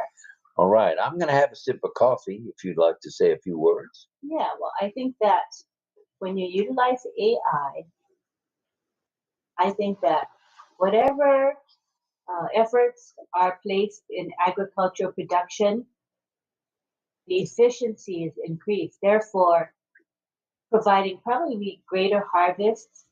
And, you know, it's global hunger here in the world. I think that it makes sense to maximize the yields that the farms produce, right? It makes sense.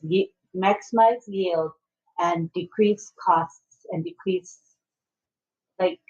labor, all of that. I think it's just replanting. Efficient. By having AI involved, you reduce the need to replant. How cool is that? Because it tracks the weather. If a snowstorm's coming, it knows it. If a snowstorm comes, it knows it. So and there you go. Things like fertilizing is done on a schedule guided by AI, I'm sure, so that they don't under-fertilize nor over-fertilize. So, yeah, there's so many benefits to utilizing AI.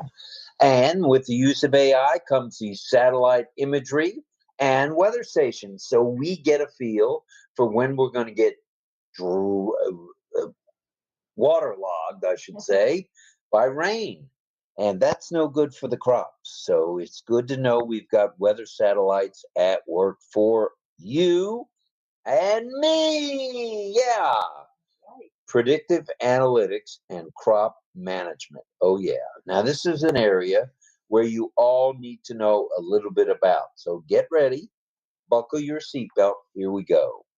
AI, that's artificial intelligence, algorithms can predict the weather, crop diseases, and pest infestations, all done by AI, which allows farmers to take proactive steps, I should say, to protect their crops. AI is able to provide yield maps, knowing where the yields are going to be, and what if analyses, which aids the farmer in planning and his or her yield. Wonderful. Good stuff. All right, we've got a little more for you. So do we go on, or do you want to just say a few words? I'm still doing. All right, so you need me to go on, and I will go on and on and on. Sustainable practices. AI is certainly supportive of practices like the following. Reduce tillage, in other words, you're not tilling over and over and over and over the same spot. Cover cropping and precision irrigation. Ooh, yeah. Knowing where to irrigate and when is critical with these crops. These practices conserve resources, reduce emissions, and improve soil health. AI also adopt regenerative agriculture by analyzing the impact on soil carbon and financial profitability. Okay. Very nice. Yeah. Very, very nice. All right, now we're going to talk a little about livestock monitoring. Woo-hoo, doggies. Livestock monitoring. AI is being used in precision livestock farming. Oh, yeah. Where AI trackers and monitors the behavior, the health, and the activity levels of livestock. Ooh, very nice. This technology helps the farmer improve, that's right, we said it, improve animal welfare and productivity by supplying real-time alerts for health issues and optimizing feeding and breeding, that's feeding and breeding, or breeding and feeding practices. You want to have a schedule, you want to stay to that schedule as well. All right, that's point 5. We've got a couple more to make here. Let's go on to 6, shall we? Take your time. I think we shall. Yes, we shall. Don't rush now. All right. Economic and operational efficiency. Ooh. So we're going to be efficient money-wise and otherwise.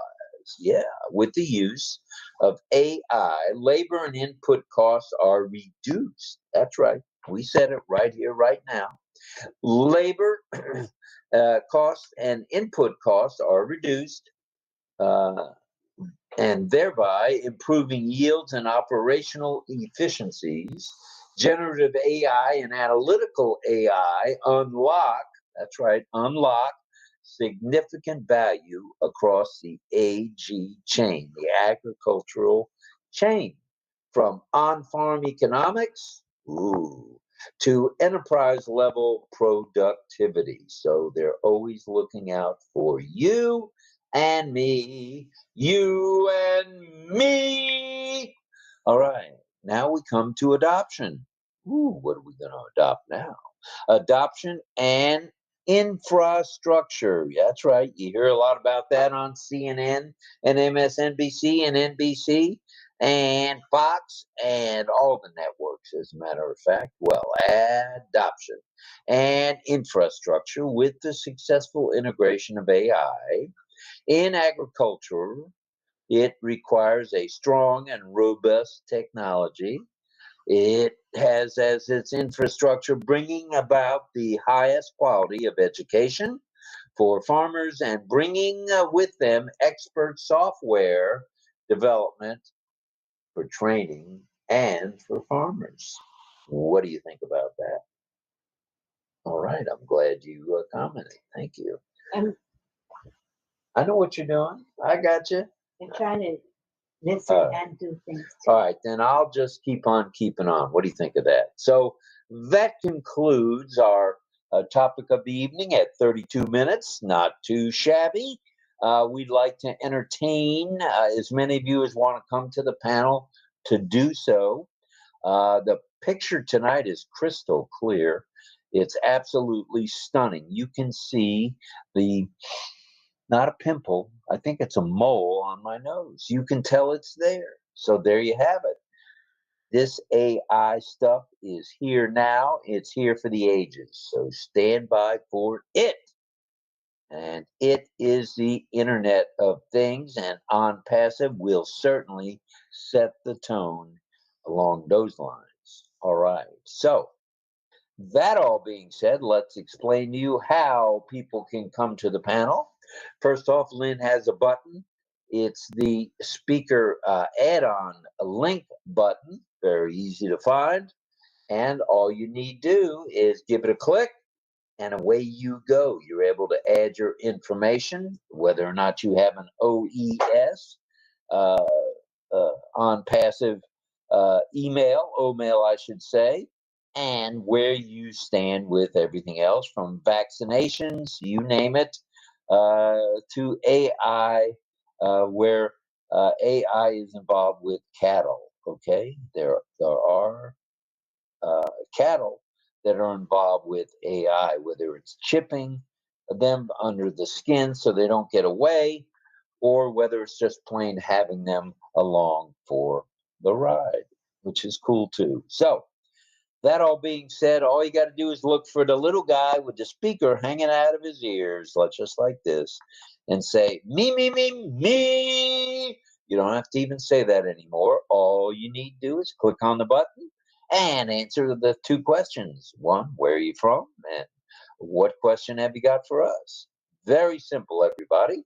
So with that all said, we're getting ready now to go to community time, are we not? Or not yet? In a bit. In a bit. Ooh, doggies, in a bit. All right, I just want to say this coffee is extra good tonight. We have Costco's favorite light blend. It's an absolute delight. And a little bit of half and half from the fine folks at the farm. And that's good stuff all the way around and around we go. Yeah, we do. All right, I'm going to get rid of right now the prompter. Boom, it's gone. And now I'm going to slide over so you can see me. Here I is. I hear. Ooh, look at those teeth. They're getting wider by the day. Thank you, Crest Toothpaste. Yeah, buddy. All right. Now, I see we've got 1, 2, 3 of us on the panel. We're looking for more. So please raise your hand, or in the meantime, you can always go to ONPASSIVE.com and check that out. You can go ahead and explain the ticker and the process. Okay, in the ticker, it says if you want to be a speaker, there's a speaker request icon. It's the little guy with the hand over his ear like this, which is making believe he's got a speaker right there. So let's all check in and see who wants to join the panel. Who wants to join the panel? All right, so folks, come on down. Click the button, and you'll be able to come to the panel whenever you guys are ready. I see we got 5 already. All right. We got Deborah Long, and we have 𝗂𝗂𝗏𝗏. 𝗂𝗂𝗏𝗏 in the house. Henry Horn, double H. Richard Lamont, and I said he said, oh, look at that hat. Yeah, hat lady. It's her farmer's hat. Farmer in the dell, the farmer in the dell. Hi-ho, the dairy-o, the farmer in the dell. All right, wait a minute. I recognize that guy. That's Richard. That's your covered Lamont. Wow, he's here, Richard. Nice Richard, we're glad you're here, brother. It looks like you're in Canada tonight. We missed you. Where you been? Glad you're here, brother. Unmuted. Talk to us for a little bit. I'm gonna let you guys know my my update anyway, so that you know how I am. Yeah. As you can see, I'm very happy tonight. Still got the smoky camera, but that's okay. That computer's been lasting me almost 8 years now. Yeah, that's amazing. Yeah, the only thing wrong is that the camera I washed it, but it's not perfect. Put it that way. Yeah.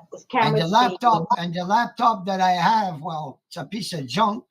It's the same speed as this one and everything, and yet it takes half an hour just to boot up. Oh, wow. How you feeling there, Richard? The good news is I went for the sleep clinic. And sleep study, yeah. Yeah, sleep study. And what happened is they were telling me that I stopped breathing 49 times per hour. Woohoo. So they gave me a CPAP machine on Tuesday.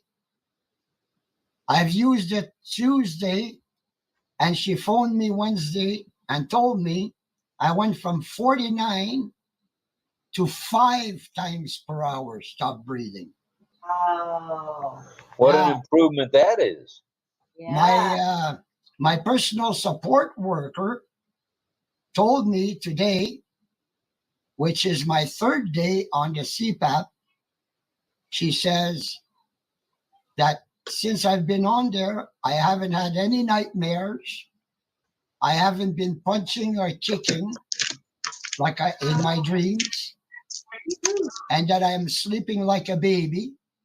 Yay. The baby that you are. And my puffers that I have, I only took once while I slept for 8 hours.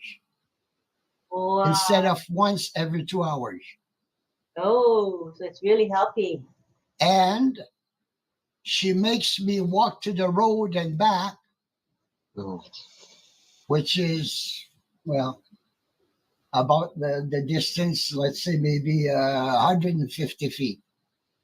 And I can do it now since I've been 3 days on the CPAP. I actually can do it without losing my breath. Woohoo. So I'm improving. Big time. Yeah. Big time. Sounds like it to me, brother. Yeah, and during the day, my 2 puffers, I have a new puffer that they gave me that's non-steroid that I take 2 puffs at night, and it's long lasting. And my puffers that I've been on over 50 years, now I'm back to taking it every 3-4 hours instead of every 2 hours. Woohoo! Good news. So this is only in 3 days now. Amazing. Yeah. Amazing. My oxygen, when I'd wake up, used to be in the 70s. Now, when I wake up, it's 85. So it's increased from 77 to 85. Woohoo. And It's a during major improvement. the day, I used to be 87 to 89. Now I'm 90 to 92. Wow. During the day. Good stuff. So that's the latest news that I have for you, and I love all of you from the bottom of my heart, and I miss the hell out of you guys. We miss you too, brother. God bless you, and we're glad you're doing better. That is good. I'm feeling great, really. We miss you too, Richard. All right. Hey, I think we just heard from the one, the only, out there in Papua New Guinea, Miss Elizabeth. I'm just so glad to hear Richard's voice again. Right, we're glad he's here Love too. you, Rich. He sounds so. Everybody loves you and misses you, Richard Lamont. And whether or not you like it or not, bite me. Yeah, but I said it first. I got you first. You always say it first. You're always Johnny on the spot or Richard on the spot. Hey, John, bite me, John. Uh-oh. He got you too, John Barilla.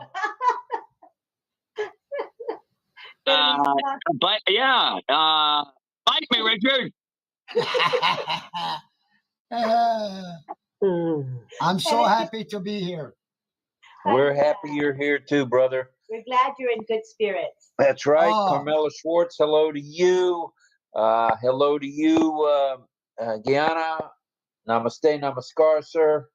Hello to you, Greg Lakin, Deborah Long. Hello, hello, hello. Welcome. Good channel. Richard Lamont, of course. There's Chris 𝗖𝘂𝘀𝘁𝗁𝗏. Lynn Nakamoto made the show tonight. Whoa. Double H is here. Henry Horn.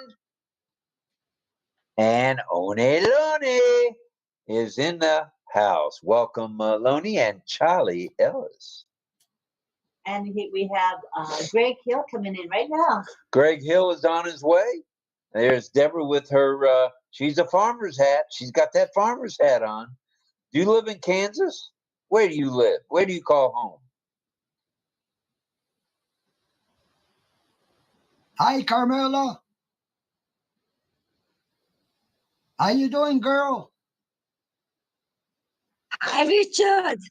Richard, Okay, little thank you. Richard is in the house. I'm happy to see you again. I'm happy to see you again. I'm so happy to Welcome. be here.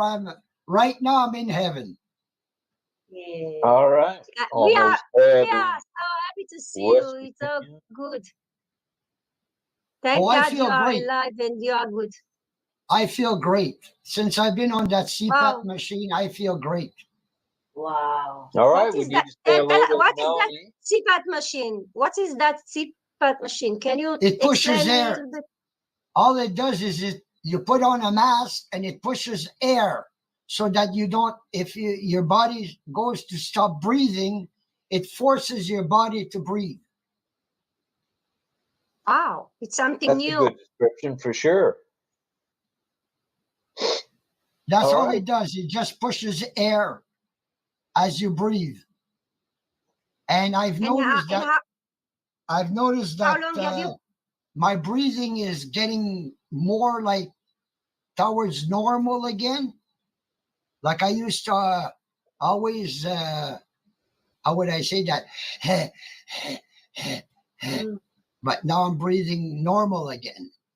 Wow. Not Wow. 100%, but maybe about 80%. That's good stuff, Wow. Richard. And that's only in How long 3 have you days. been that? That's 3 only days in you 3 have been days. in 3 days. Wow. 3 days of Amazing. using the machine. Yeah.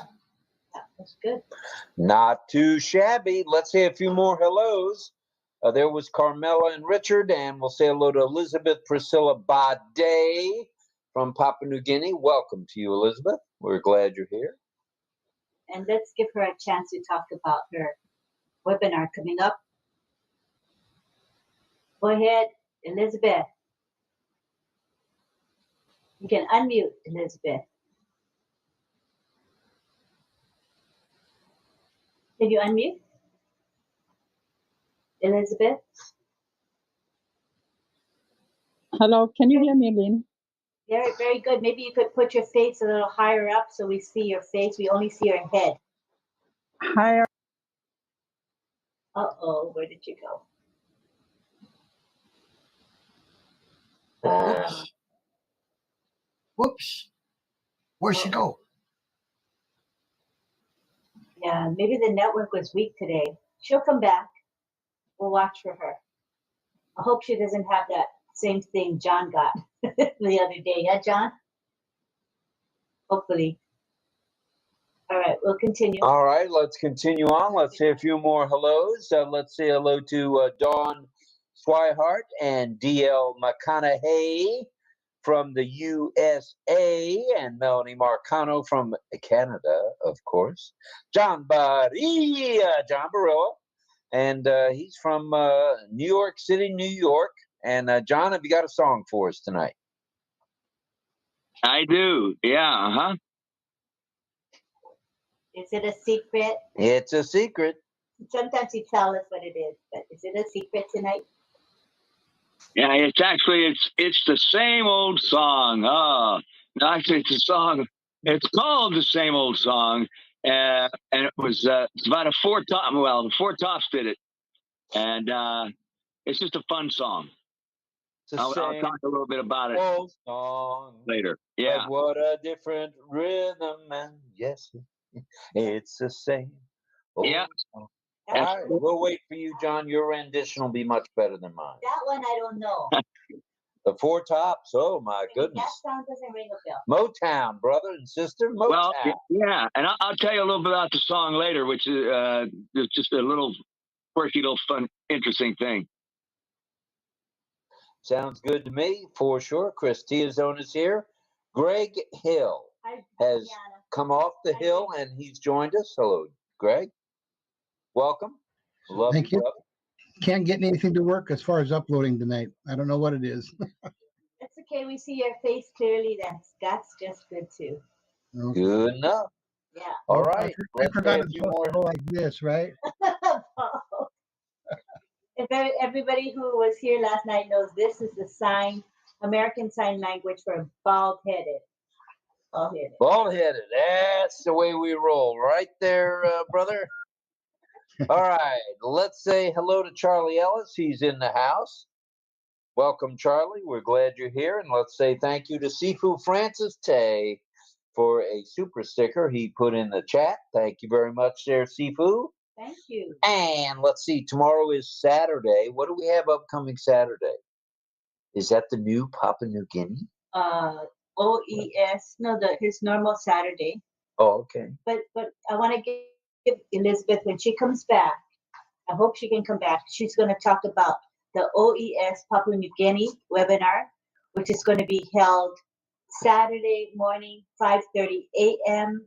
Eastern, and that would be 5:30 p.m. In Asia. in Philippines, Singapore, and Asia. Well, that's the perfect timing for Greg Hill. That's 2:30 in the morning. He's just getting in. But it's a good time for PNG because it's Right. 7:30 p.m. PNG. And we will be there to support them. Tomorrow is the first one, right? Excuse me, Lynn ma'am. Excuse me, Lynn ma'am. I sent the super sticker. You get it or not? Please inform me. Oh yes, we just got it right now. Thank Whoa! you. Thank you very much there, Thank you, Deanna. thank you, Very love nice you. of you. Thank you. We love you, brother. Thank you. Thank you for that super sticker. Very kind of you. We love you. Very good. And thank you for your support being here every night, brother. We know you got things to do, taking care of your parish and everything. So thank you for being here. Appreciate it. And here comes Elizabeth. She comes back. She's coming back. We'll let her speak. And then Pedro Estrada's coming in now. The gang is getting here by the moment. All right. Oh, let's say hello to who else? Just Pedro Jose Estrada Saladas. Buenas noches. Glad you're here, Pedro. Thank you for being here. We'll look forward to hearing from you in a little bit. Yes, Tonight's good topic- evening. All right. All right. Tonight's topic is, Pedro, is AI and agriculture, farming's future. And oh, yeah, we talked a little bit about what's happening with farming, and it's exciting stuff. I mean, they got satellites now telling people down here on planet Earth when it's going to rain, when the best time to plant is. Didn't have that 30 years ago. Even 20 years ago, we didn't have that, to be honest. And, of course, Melanie Marcano, Mel, also known as Sunshine, is in the house from Canada. Welcome to you. Let's go around the horn and see who else is here. It's Richard and John and One, Lone, Henry Horn, Dawn and DL. Very nice. Very nice. Thank you, everybody, for putting the background up. Those of you who could and did, thank you. Greg Lakin, welcome to the show tonight. We're glad you're here, brother. And I think it's time we get into this a little bit. Let me take a peek. Oh, I did want to tell you, there are 45 watching us on YouTube. And stand by. Can we have a drum roll, please? 56 here. That's any way you look at it. That's a 57. That's 102. 102 ONPASSIVians and others have joined us. So thank you, everybody. Everybody love somebody. Remember that one, John? That's going way back. All right, Greg Lakin has his hand up. Let's hear from you, brother Greg. Go ahead. Okay. Unmute. Yeah. Can I be heard? Yeah. You can be heard and you are heard. You're 𝗖𝘂𝘀𝘁cie𝗺𝗶𝗰, Yeah. brother. Way back when I first moved up here, it was a group of that now own peach screens that is gone really massive for organic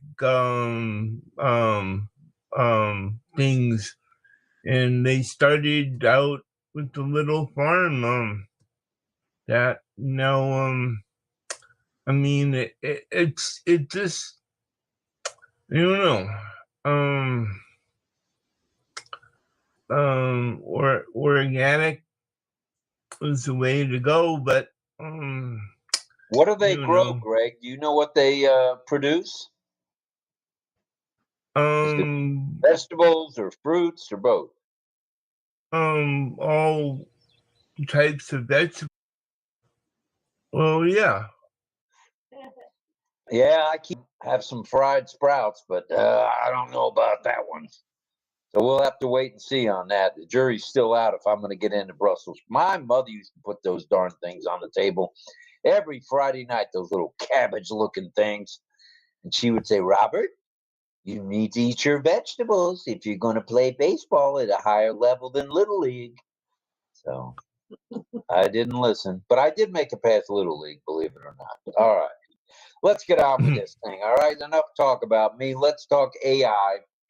Let's talk agriculture, and let's go to Dawn Swihart and DL. Go ahead, guys. Hello, everybody. I just ran across an article online here. It was too good not to read. Basically, artificial intelligence can help farmers increase production and profitability through smart farming techniques. AI can help farmers anticipate weather patterns, like Rob said. It can help pest attacks, potential crop diseases, allow them to take proactive measures to protect their crops. AI can also help farmers identify areas that need irrigation, fertilization, pesticide treatment, and can monitor soil and crop health. I thought that was outstanding article. That is good stuff, man. That is good stuff. Go ahead. I was going to tell you to roast your Brussels sprouts in the oven in olive oil. You'll love them. I'll tell you what I'm going to do just for you. I'm going to put them in the oven. I'm going to roast them, and I'm going to send a whole box of them up there to Ohio. And you can eat those Brussels sprouts to your heart's content. They're really good for you, though, Rob. They absolutely are. It's basically cabbage. That's all it is. Yeah, I know. But they look so dangerous sitting there on the plate. So, at any rate, I'm a prune guy from way back. But at any rate, Brussels sprouts, huh? Okay. If I eat a Brussels sprout, roasted one, maybe we'll try that. Best to not get them frozen, right, Dawn? Get them fresh. The fresh is always the best. I mean, in any vegetable, but no, put some garlic on them and roast them with some olive oil. Yum, yum, Rob.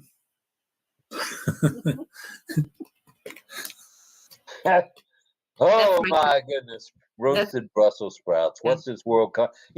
Roasted spam, roasted Brussels sprouts. Okay, well, at least the farmers know a good thing by growing Brussels sprouts and other vegetables. No doubt about it. So I think I may have to try one of those. I boiled them and then drained the water and add butter, salt, and pepper. Yum, yum. Yum, yum. Oh, we had 2 votes in now, Dawn. Both yum, yums.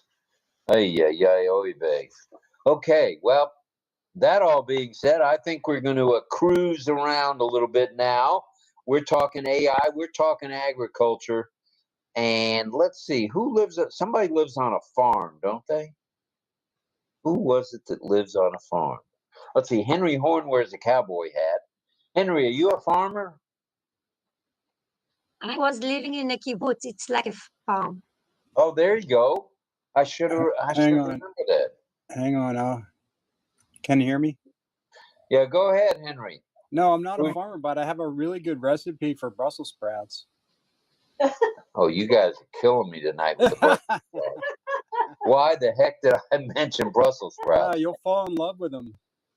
What does it have in it? Well, you take the big leaves off first, and you put them on a separate cookie sheet and throw them in the oven and bake them on a high heat with some olive oil and salt and pepper. And they're like chips. They're like the flake chips. And then you cut the other ones in half and bake them in the oven. with some olive oil, garlic powder, some salt and pepper, and they're fantastic. Oh my goodness! They get All right, brown. Yeah, they get brown. They're really good. that's three people now out of 12, 16 people have said Brussels sprouts are the way to go. Yeah, you'll fall in love with them. All right. All right. There's one other thing I wanted to mention. So I'm an Uber driver, and I meet a lot of people. And the other day, I met a doctor who was in town to meet some clients. No, he wasn't. Yeah, he was. No, he's a medical salesman, and we were talking about how robotics was taking over the medical industry, and he was doing a presentation to some doctors that were in town, and we were talking about AI and how it was just going to revolutionize everything. So it just feeds into what we were talking about the other night. So sure. very Now, when you interesting. drive for Uber, do you also drive for Lyft, if I might ask, or you don't drive for both? I have driven for Lyft, but Uber has different levels that you can rise up, and so it's taken me a year to get to platinum twice, and so I'm shooting to be diamond, which is the highest level, by the end of July. So good stuff. Keep it up. Yeah, so I enjoy it. I get to meet so many different people from all walks of life, and I Now, get do to you talk drive about during the day, or are you a nighttime guy? just during the day. Let the nighttime guys do the nighttime, and I use them when I want to go out. All right, sounds good. Let's swing on over to, let's see, it was either Melanie or Greg first. We're going to go with ladies first, Greg. Sorry to do it to you in case you were first. Go ahead, Mel. Talk to us about agriculture, will you? Thank you, Rob. And don't talk about Brussels sprouts, please. No, well, I do like what Don and what's his name, Henry Hahn and Greg does. In the oven, and a bit of grated garlic, a spread of olive oil, rosemary leaves, and it tastes good.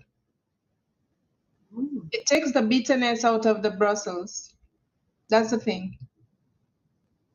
Okay, I guess I'm sold. I don't know. He's not. I'm still not 100% sold, but the garlic thing I love, and if you take the leaves off, maybe that's the answer. Now, when you bite into those bad boys, are they crunchy or are they soft like my mother used to cook? She used to boil them. As Don said, it's like cabbage. It's mini cabbage. That's all I know. And it's good for high blood pressure. It's good for swelling. So it's okay. What's bitter is good for you. I always know that growing up. Okay, I'm going to talk about agriculture. So I know about agriculture the basic way, but with AI, I'm going to say some things that I saw. You know how they have the pesticides that ruins people's system in food? Now they will have herbicides. So they're going to use the old herb that they throw away and grind it up into kind of a manure or feed for plants. So whatever we throw, as far as old weeds and old plants, it's gonna be brought back into a grinder and go back to the soil to feed the plants itself. So that's one way of AI, and it's using AI machine for the grinding. The other one is an agribot, like a robot, agribot, and it's a cutting-edge agricultural robot. It leverages sophisticated camera and image recognition to identify and eliminate weeds. So one of them is called the cattle eye, and that's for monitoring livestock, but it's how the cattle are fed, so they have a way of monitoring them. So I guess nothing poisonous or nothing too bad will go in their system, so we have to eat after. So that's what I saw. There's more, but I'm just giving two so far. All right. Well, thanks for steering clear of the little cabbage guys. Appreciate it. All right, let's go let's bounce on up to the San Juan Islands and hear from the guy that goes like this. Go ahead, Greg. Hey, good evening, everybody. It's a great subject. I was, as like Don, doing some reading and stuff just a little bit before this session started tonight. And of course, I don't know how many of us here. I know there's three of us, John Borelli, yourself, and myself are in our 70s. I don't know about Pedro. He might be, but those people that are Spanish descent always look young. And but anyway, you remember and you recall, and we're going to talk here a second about something. It's called a hit and miss. Do you know what that is? Of course you do. A hit and miss engine? Yes. Okay, so now we've come quite a ways since the hit and miss engine. And 132 years ago was the first commercially successful steam-powered farm tractor specifically designed for crop work. And I was thinking about that because they have a hit and miss show here in my little town of Anacortes in the summers, and they took it away about 2 years ago, which was really sad because all these people would come with this farm equipment, which was really old, and they've been working on it, and I actually helped somebody else do that and help him bring down his old tractors and stuff. And I was thinking about where we've come in 132 years from now, because the Amish still at this point here use horses. So anyway, the one last thing I had read, and I remember it says the first commercially successful steam-powered farm tractor specifically designed for crop work was sold in 1892 by John Froelich in Iowa, USA. Froelich's invention marked the beginning of a new era in agricultural machinery. Can you imagine that? That was a new era because there was a steam engine out there, and that thing was going to produce some stuff. And so transitioning from the horse-drawn to the mechanized farming. And here we are now from the mechanized farming to AI farming. Crazy. How about all that? And you know what? I think that's right up Greg Lakin's alley. Did you hear that, Greg? A steam engine tractor? How cool is that?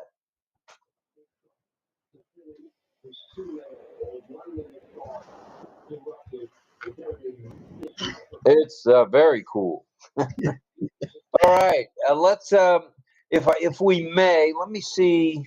Did I catch everybody who had their hand up? Wait a minute. Let's go to. Well, that was Greg Hill. He's done for now. Put a fork in him. He's done. All right. And let's see what else we can do here to get the troops. I'd like to hear, if I may, what are you wearing a Boston Celtics jersey for? You proud or something there, Charlie? I see it. I see it. And going way back, I was a Bill Russell fan. I mean, and I was sorry to see he passed recently. What a gentleman that guy was, for sure. Bill Russell. Wow. Right. All right. Well, I know you're proud to be a Celtics fan. I got it. What did I want to do next? Oh, I want to hear from Elizabeth Priscilla Bade. She has an upcoming webinar. Get this now. 5:30 a.m. Eastern Daylight Time, which is 5:30 p.m. Asia Pacific Time. Elizabeth is hosting her very own Bangladesh, OES OES Papua New Guinea. How cool is that? So, Elizabeth, if you're with us, talk to us, will you? So she's here with us. Go ahead and unmute and lay it on us there, lady. Hello, Rob. Can you hear me? You are audible. Yeah. Okay, thank you. Thank you. Hello, Mel. Love you. I saw your message. Hello, everyone. Hello, Lynn. Hello, Chris, if you are there. Yes, this is going to be my first of its kind for me. And that's the reason why I have been asking for assistance. And Lynn, thank you so much indeed for that call you gave me this morning. I enjoyed it, and I have gone around and did what I had to do. And I'm pretty sure Francis is going to be doing the right thing for me.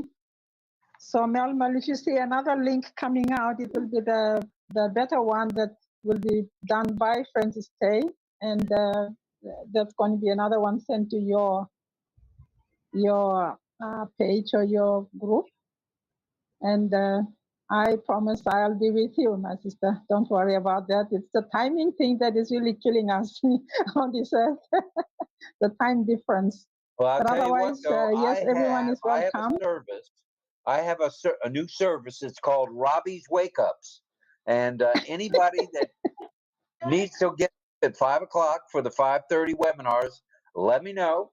Shoot me a text or a message, and I'll be giving you a call. And Thank you, Rob. Yeah, so that's what's going to be happening for Papua New Guinea this evening. And I am up for correction, whatever. I will be here to learn from you guys. And that is going to be the first time ever for me to host a webinar myself. It's going to be really informal, and it's just, just stop by and say hello and whatever, and you go off whenever you are ready. Does that mean I can show up in a So T-shirt? that's I what don't it's have to going to wear be. this collared shirt, huh? Yeah, so we'll just see how we go with the network, everybody. We're really having problem with network up here in PNG. It's really a problem because I've looked around for our people to come on and help me out to become co-host and stuff like that, but they all seem to be having network problem. And one, Daniel Sonny lost his phone, so that's a real problem. That's why you don't hear him anymore. So that's what those are the challenges that I'll be going through tonight. So if you see us going in and out, that's going to be a major problem for us. It's a real challenge right now. So thank you so much, Lynn, for promoting the webinar. And thank you everyone that have shown interest in coming on board. I would love to meet you all tonight. We'll Thank be you there so much to indeed, support Lynn. you. Thank you, Rob. All right, Papua New Guinea, Elizabeth. Queen Elizabeth from Prop. How about just PNG? All right, we'll see you at 5:30. Thank you. Thank you, Rob. Yes, you're welcome. The webinar link for the OES PNG is in the back office already. I posted it, so the link is right there. Thank you. So feel free to pick it up there, and we'll also post it in our RobLynn Live and OES groups. Messenger. Thank you so much indeed, Lynn. Thank you. We'll have the link. Yeah. Looking forward Thank to you it. for your help. Thank you so much. Yeah, we'll just come by and say what you want to say, please. Well, I'll Because likely my be in a people, whoever T-shirt. will be able to come on, would like to hear from you all. Well, you Anyone said who will manage informal, to come so on look board. for me in a T-shirt. I'll be in a T-shirt. She has a lifetime, so Thank you. Thank you, All right. Lynn. Love you. Love you, Rob. love you too. Love you right back. All right. Who's next? DL, did I see that hand go up, or was I seeing things? No, it was up for a minute or so. I just wanted to say, as far as the Boston Celtics go, John Havlicek is from my hometown of Bridgeport, Ohio. John Barilla would know that if he's from Steubenville. He would know that Havlicek's from Bridgeport. But he played with Bill Russell on those championship teams of the Celtics. Yes, he did. Now, did he just pass as well? I thought I saw something about that. Yes, it's been pretty recent for John. He played on the Bridgeport High School football team in 1958. John had a older brother named Frank that my dad went to school with. My dad used to tell me that John Havlicek was actually the water boy for the football team. They called him Little Johnny. It's a true story. From boy to, All-America, All-Star, and wow, All-Pro. What a guy. He had a great career at Ohio State for college, too. He was on the OSU team in 1960, won that NCAA championship against Oscar Robertson and the Royals from Cincinnati. Bearcats, I should say. You going back a few years. I remember all this stuff. That's the sad part. I remember a lot of this. So, yeah, man, a lot of the legends are passing on. Yeah. The Big O, Oscar Robinson, one of my absolute favorites. I actually got his autographed when he came in. They actually played in our Steubenville community arena, St. John's Community Arena one time. And, well, all those guys, Bill Russell, incredible player. The Celtics, in fact, this latest championship gave the Celtics their 18th championship in the NBA, more than any other team in NBA history, and they took the title away from help me out, Los Angeles Lakers, who had 17 before that. But now with this win, the Celtics become the most winning championship team in NBA history. And Bill Robinson, absolutely incredible player. Of course, my favorite at the time was Wilt Chamberlain. And the battle between those two guys, even though the Celtics have a better record in a sense, there's nobody greater than Wilt Chamberlain. And I remember Bill Russell and Wilt Chamberlain battling each other, so many times, just to bring out stuff.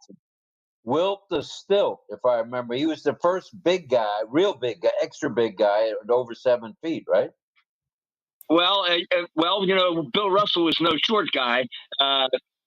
Yeah, technically, but really, I think the first known big, tall player, I don't remember exactly how tall he was what's his name? George Mica, I think it was. That was his name? George Mica? Whoa. Yeah. That goes back to the 50s. But anyway, yeah, he was tall. Bill Russell, Wilt Chamberlain was one of the greatest overall athletes of all time. He could play many sports. And in basketball, of course, scoring-wise, he dominated. Even though he didn't have the championships that Bill Russell had, he dominated as far as the score goes. He has that record of 100 points in one game. Anyway. Yes, he While did. We're talking Celtics, DL, how about Bob Cousy? He was the first guy. Oh, another one. What was he great?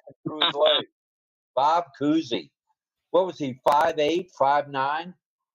No, he wasn't that short, but he was not. He was a little taller than that, but he wasn't even 6 foot, I don't think. But he wasn't 5'8". I don't think he was 5'8". We'd have to check that though. That 100-point game you were talking about, John. Do you remember how Wilt Chamberlain used to shoot a foul shot? Anybody? How he did what? Say it again. Bucket shot. He used to shoot a foul shot. How Wilt Chamberlain used to shoot a foul shot. Underhand. Yeah, he did the underhand. Yeah. He scored 100 points in one game. I think that's the only pro. Absolutely. And it wasn't televised because they weren't televising their games so much in those days. So, some people say, we didn't see it. It didn't happen. No, it did happen. All right. We better get back on topic. Sorry. Yeah. I'll just sit back here now. All right. Well, I was going to get back on the Brussels sprouts, but rather than do that, let's go with AI and agriculture. That was a good point you brought up there, DL, about how how they're able to control pesticides, insecticides, overwatering. AI is on top of all this stuff, so that's good stuff. It truly is good stuff, AI. Yeah. We had a small farm in West Bridgeport when I was growing up, so I was familiar with all those things. It was a small farm, but it was still a farm, and we did those type of things. We didn't have very many pesticides, though, so it was all natural pretty much. Don't tell me your number one crop was Brussels sprouts. we had a lot of carrots and green beans, things along those lines. All right, that's better. That's better. I can deal with that stuff. And celery, I can deal with that too. Celery and cream cheese. That was tonight's appetizer. All right, let's go round the horn. Let's go to the Boston Celtics, and Charlie Bo got you covered. Foul shooting Ellis. Go ahead. Yes, sir. Hello, everyone. I remember very well when I grew up in 𝗖𝘂𝘀𝗁𝗏, Mississippi, back in the crop area, right over over the levee from the Mississippi River. And I actually moved to Boston. Mom went to Boston to find a better job for herself. And after being there for about 15, 16 years, I came back to be my uncle who was passing away because of cancer. The first job that I got back there was, I don't know if you guys can hear me, but the first job I got was as a crop duster. So what I did was when the gentleman sprayed the crop, I would, me and another guy, he would run the hose to the plane. I would mix the chemicals and send it to the airplane to spray the crop. You know, and you know, I remember very well that the poison, the chemicals would burn my arm. I had to rub myself down, my face and everything. So I'm quite sure the crop dusters here now could appreciate a system using AI nowadays. That's for sure. Thank you for that, Charlie. I'd say go green, but then I'd offend a few other people. So go green, I guess. All right. Let's see who else wants to have a conversation with us about AI and, of course, farming or agriculture. There's got to be somebody here on the panel or somebody in the attendees. We've got 51 on YouTube and 67 here. That's 118. 118, triple digits once again on the RobLynn Live Network. Not too Shabby. Oh, doggies, this is fun. All right, now put in the chat if you would, anybody, just what in AI, what part of agriculture do you feel AI is having a vital role in? We'd like to hear from everybody in the chat. You don't have to be on the panel to write in the chat. Anybody and everybody is welcome to write in the chat, so please do. And we want to say a few more hellos, if we may, in the live chat on YouTube. 𝗖𝘂𝘀𝗁𝗲𝗿 is here. Karina Lance again. 𝗖𝘂𝘀𝘁𝗃𝗁𝗲 is here. And Bhavine, I didn't see Bhavine. Wait a minute. Oh, Davina. Davina is here. Yeah, and we're happy to see Davina. Very nice that you're here. 𝗂𝘂𝘀𝗁𝗲 is here. Mukesh Nishad is here. 𝗂𝘂𝘀𝗁𝗲 is here. The Moments are taking over tonight. They are here. Shandan is here. And in addition to Shandan is 𝗖𝘂𝘀𝘁𝗃𝗁𝗲. And I would say your last name, but I'm not going to do that to you. 𝗂𝘂𝘀𝗁𝗲𝗃𝗁𝗲 Biswas is in the house. 𝗖𝘂𝘀𝘁𝗃𝗁𝗲, thank you for being here. We appreciate it very much. 𝗖𝘂𝘀𝘁𝗃𝗁𝗲 is in the house. Thank you, Srijit, for being here again. Shyam Prakash Pandey is here, and he appears to be pretty excited about being in ONPASSIVE. And I mentioned 𝗂𝘂𝘀𝘁𝗁𝗲 and Irena, and there's Jalil Munjawar is in the house. Welcome to you. And 𝗂𝘂𝘀𝘁𝗁𝗲. So the Moments have certainly taken over tonight. All right, I believe I see a hand. I see a couple of hands. Mel, did I skip over you? You spoke, right? Mel? Yes, I did, Rob. Okay, I just want to make sure. I'm losing it tonight. Okay, let's go to Carmela, and then we'll go back to DL and Dawn. Carmela? Hello, everybody. Go ahead. Hello. I was living in a kibbutz when I was young, and we have a farm there. We have agriculture, and we did a good experience. I was a child. I didn't work it, or I just pick up apples from trees, which I love to eat apples from the trees. It's another taste. You know, when I came to the city after I left the kibbutz, I can't eat any apples anymore because they sit for 1 year in the refrigerator when you are eating them in the city. You don't eat the real fruit. It's another taste.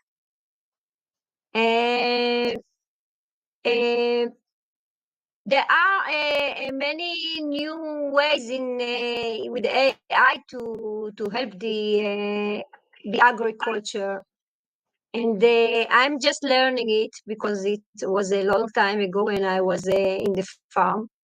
We used to do other things. It's new, and Israel Technologic is the first in the world.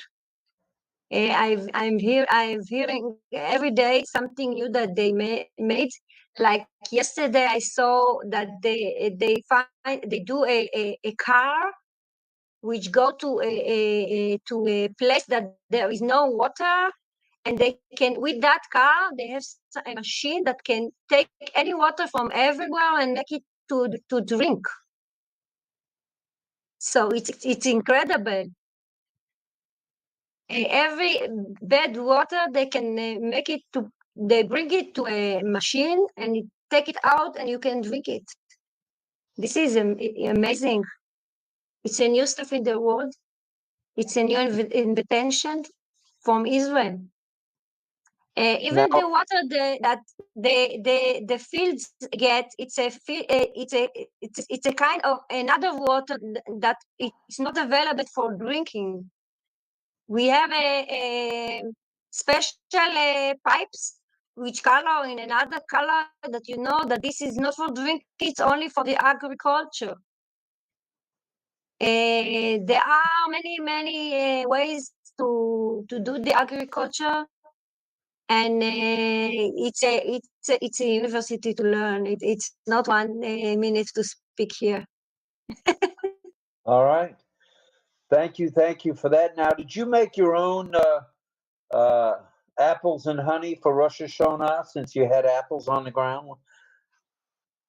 Yeah, we used to take all, you know, the apples fall on the floor.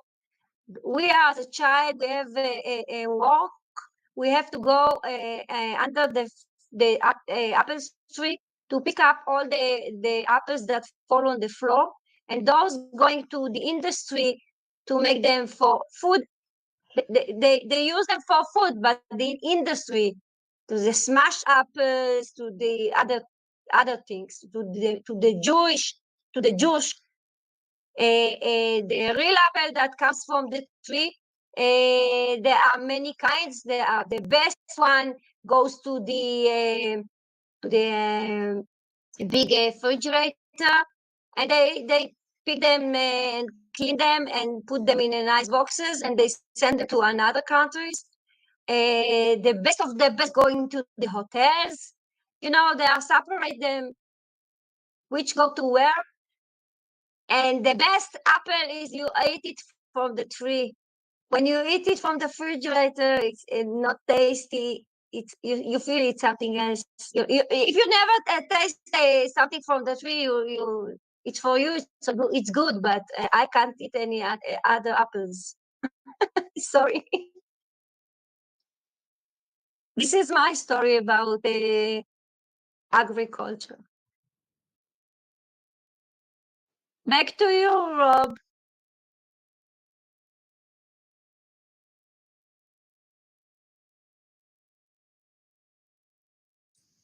Is Rob disappeared? Where is he? I don't know. Hello? Where'd he go? Okay, Hello? so maybe Lynn is here. Did she disappear too? Okay, well, since What we're happened? waiting, I'll come What in. happened? They left me to speak and they're gone? Okay, I can speak all night. Go ahead, All night Pedro. long. I'm a good speaker. I'll wait for Carmela. So this is the agriculture. I tell you, it's something interesting. If you want to know more about it, you have to go and read, because there is always something new about it. I have my own garden, which I do some I build. I put beans and I grow up some green for the drink, and I drink them, and some a little bit for food, but most of it it's the green for the salads, and then I have a lot of roses, as you know, which I love. And where is Rob and Lynn? I'm worried they're gone. She just texted me and said Where that are they? their Wi-Fi is down. So keep talking. Yeah. I'll jump in the I conversation. want to ask. I'm interested to speak with Richard. Is he here? Richard, are you here? Yes. I would like to know about the machine with the air that you got. Is it a big box that you have been inside? Hang on. It's very interesting, you know. Uh-oh, look out. What's Richard doing now? Richard is here. I see him. He just went to, he said, hold on, he's breathing All something. right, here he comes. Here he comes. What's he doing? I see. Is that an old radio or something? Oh, that's his, No, this is the machine, I think. that's his breathing device for us. That's no bigger than that. As you can see, it's not that big. And what it does is it pushes air, constant air, and if you're breathing really bad, it pushes more air.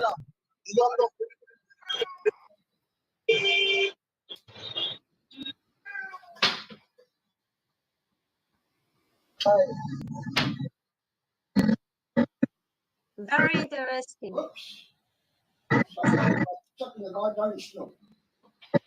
There we go. What is this?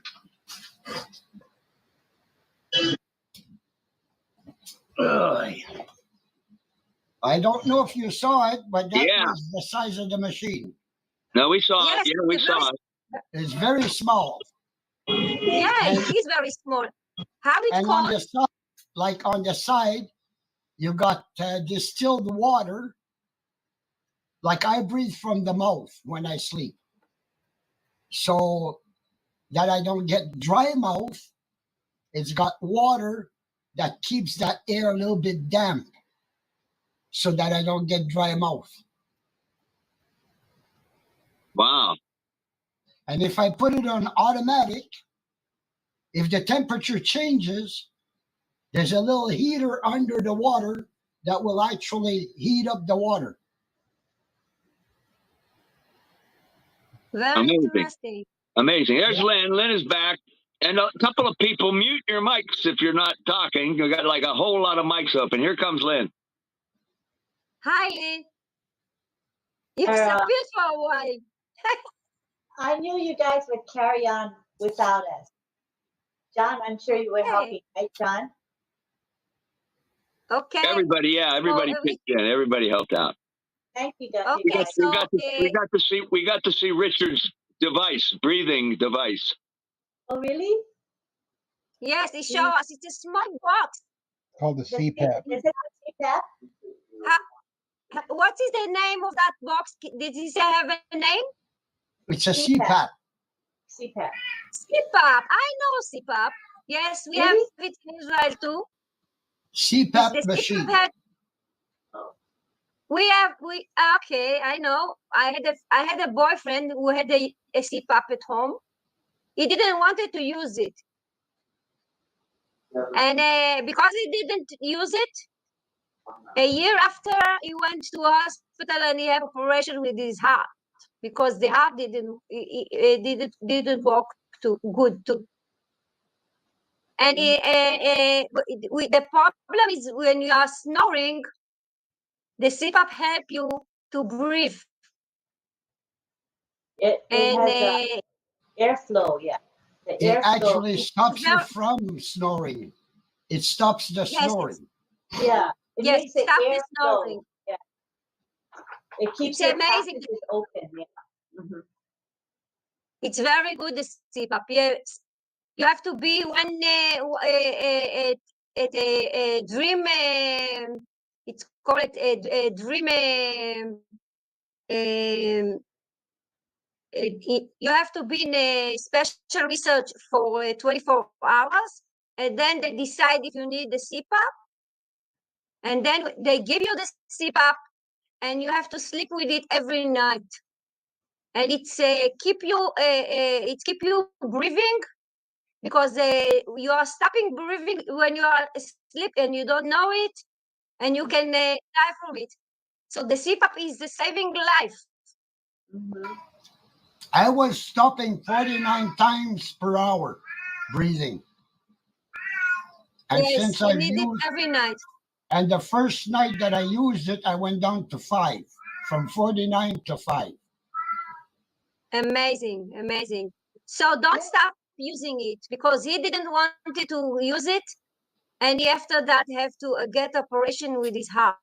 Well, what So, happens, Carmela, what happens is a lot of people, they move a lot while they sleep.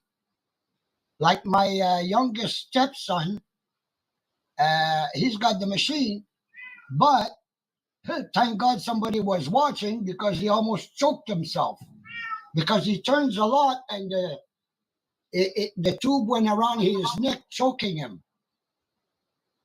Oh, wow. Can I see But, your machine? Richard, can you just show it to me? oh, it's a very boy. good one. There we go. It's a smart box.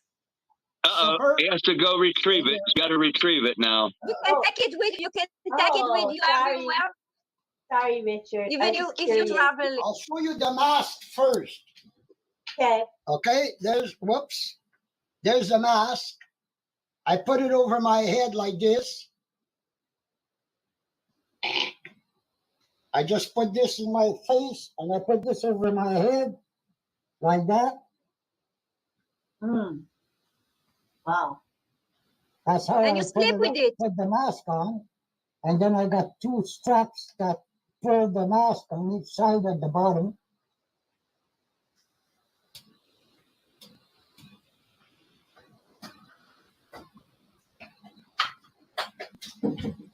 Oh, stay there.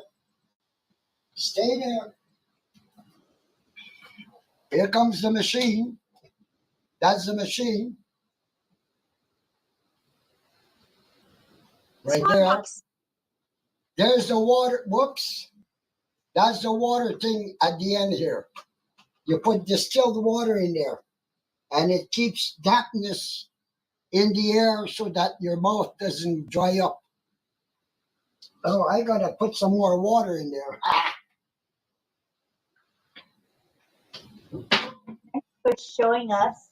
It's amazing. It's amazing thing, and it saved a lot of people's life, because they don't know even that they are not breathing well while they're sleeping. And they snoring. Chris, if you look in the chat, Chris Tuzon wrote CPAP. What it stands for. It means continuous positive airway pressure. That's what it stands for. Continuous positive airway pressure. So basically, it's just air flowing to keep your airway open, so you keep breathing. It doesn't close. Your airway stays open. That's basically what it is. And it prevents you from snoring too. That's good. I'm happy for you, Richard. But like I said, in 3 days, like I've been doing for years, punching, kicking while I sleep, to the point that I couldn't sleep with the wife anymore. It was dangerous. And I was screaming and crying, getting nightmares. Now, since I've been on the CPAP for 3 days, I never had a nightmare, never punched, never kicked. I mean, it's amazing. It's a saving life, but keep using it. Don't stop it. Oh, I'm never If going you to stop stop. it, I'm never going to stop, and I'm very comfortable with it. oh, I'm happy for you. Like the lady that showed me the machine and introduced me to it, she's used to seeing people that have fears of, putting a mask on, stuff like that. And she put me at ease. She made me do it right there with her. She even went right to the top with the air. I mean, that was pushing hard, but it didn't hurt me whatsoever. Well, we hope that the information you shared tonight will bless others. There'll be a lot of people listening, not to the live, but to the replay. There'll be, it'll be up on our channel. So. Well, see, the doctor was saying there was nothing wrong with my lungs, and yet 𝗂𝘂𝘀𝘁𝗿 told me it's inflammation. That a lot of people like me who had the 2 first vaccines for COVID ended up like this. Now, my worker, believe it or not, has 2 blood clots in her leg and her top of the arm, which you're going to have to remove, caused by that vaccine. Okay, we're going to avoid talking about vaccine pros, vaccine cons, because it's so controversial and gets people all riled up. We've had that before on this show. So let's not go there about the vaccine part. Okay, but you can talk to people privately about that, Richard, just not in the community time. Sure. So thank you, Richard, for telling me what helps you. I was very interesting to know. And I'm so happy that you find the solution for yourself. And now you are with us again. Yay. We hope to see you more often, Richard, on our community time. Oh, yeah, you will. Okay, good. All right. Okay, Now that well, I'm feeling better, because what was happening, Lynn, is I come on and I go as an attendee, but I cough too much. Like I was always cough. Yeah.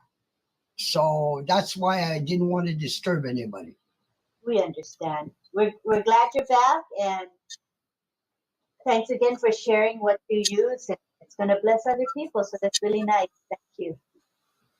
All right, it's now 9:38. Coming up in 2 hours, we have, I think, Deb's going to teach. I didn't check yeah, let me look.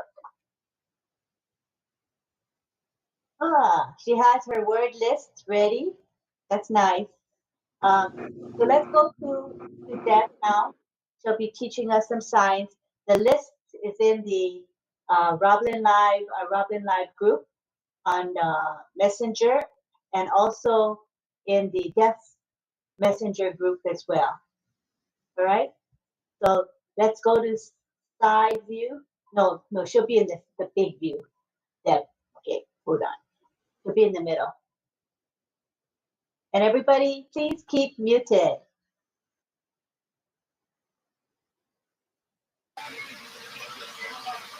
Hello, everyone. Yeah, I'm a country girl here. Even though I grew up in the town and then I got married to a farmer, so I have my tractor.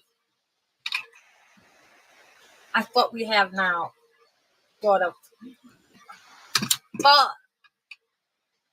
there's a lot of bigger ones.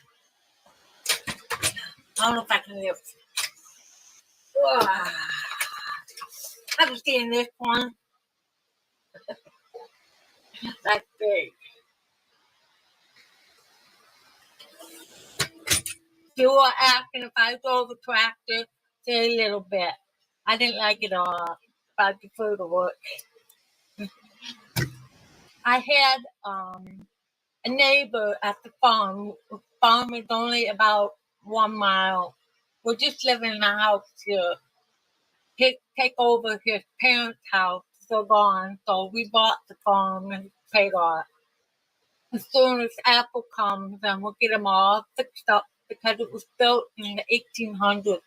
So we need the new, modern, maybe AI farmhouse. My neighbor has 1 million artificial intelligence dairy farms.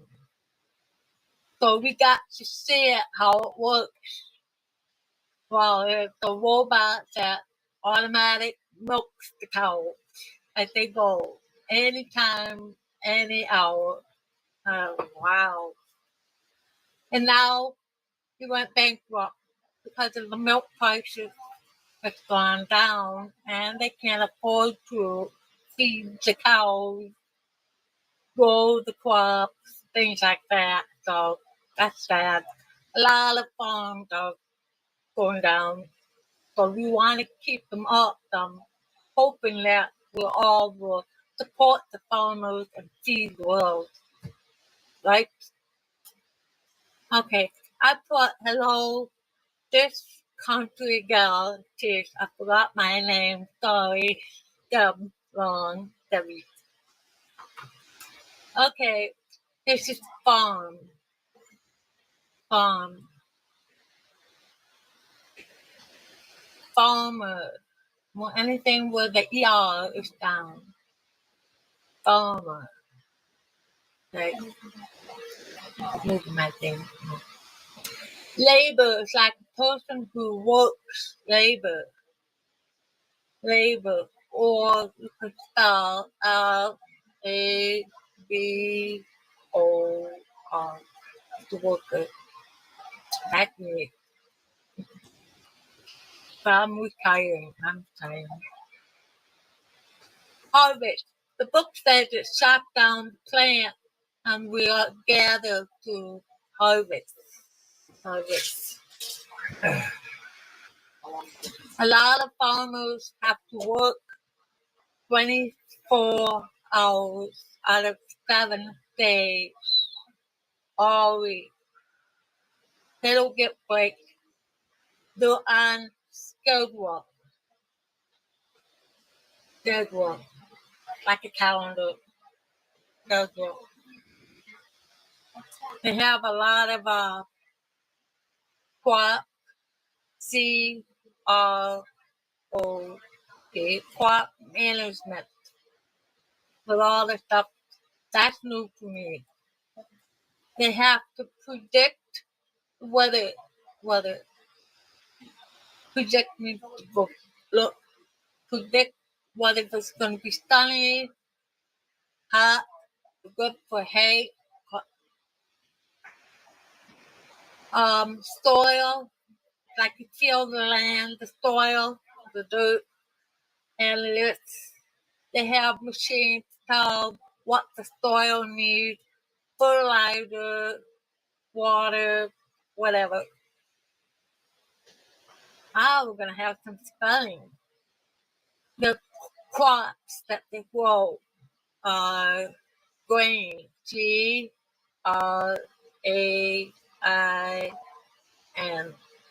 grain. Hay, which I just told you, hay, H-A-Y, hay. Soybeans, one of those big farms in Michigan. My brother-in-law works for his boss. He's a big tractor. We went there on a honeymoon. My husband gets to drive the tractor. So Soybeans.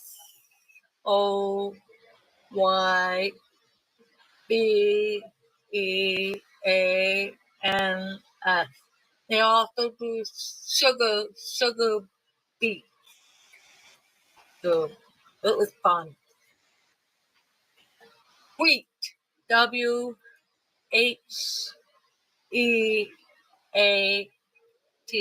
wheat. Now you don't have to spell the other two. Good. Vegetables, vegetables. We do a lot of growing vegetables. Fruit, fruit. Well, a lot of work on the farm. Let's support the farmers so we can feed the world. Thank you.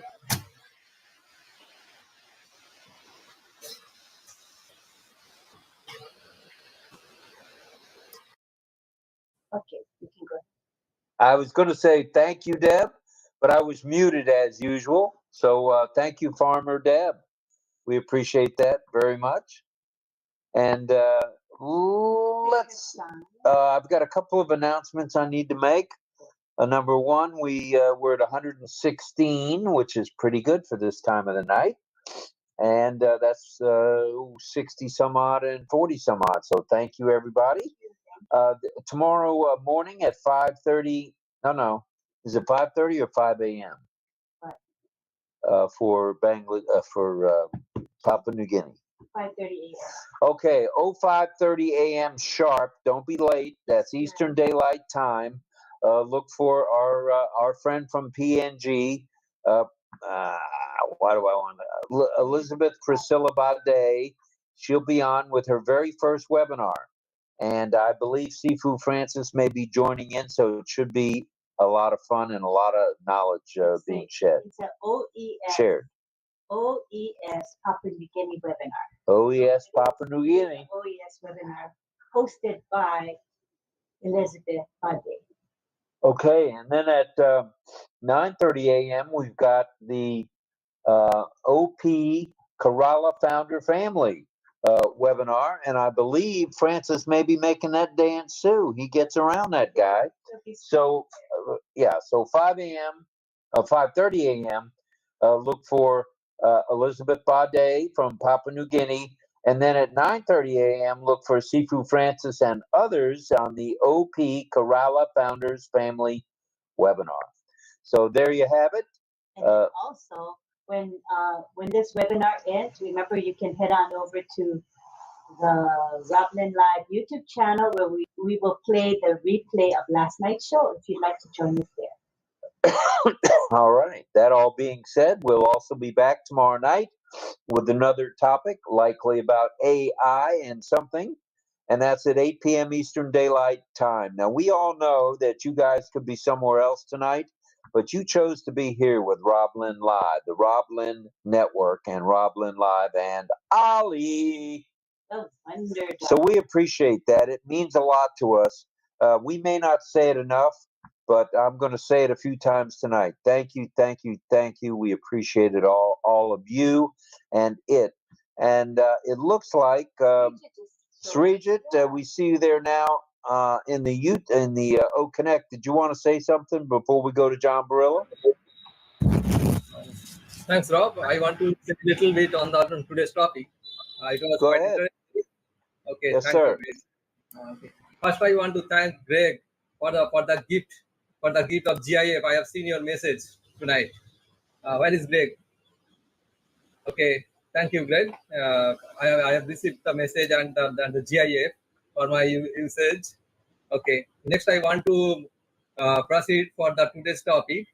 Robert, sometimes I used to go to our village. I used no such automation system in the agricultural work. Rather than they do most of their job manually. Agricultural work is really a hard job, so labor shortage are nothing new. Thankfully, automation provides a solution without the need to hire more people. Lot of farmers do not showing interest in farming manually nowadays. In today's world, automated farm machinery like driverless tractors, smart irrigation, fertilization systems, IoT-powered agricultural drones, and smart spraying, vertical farming software system, and AI-based greenhouse robots.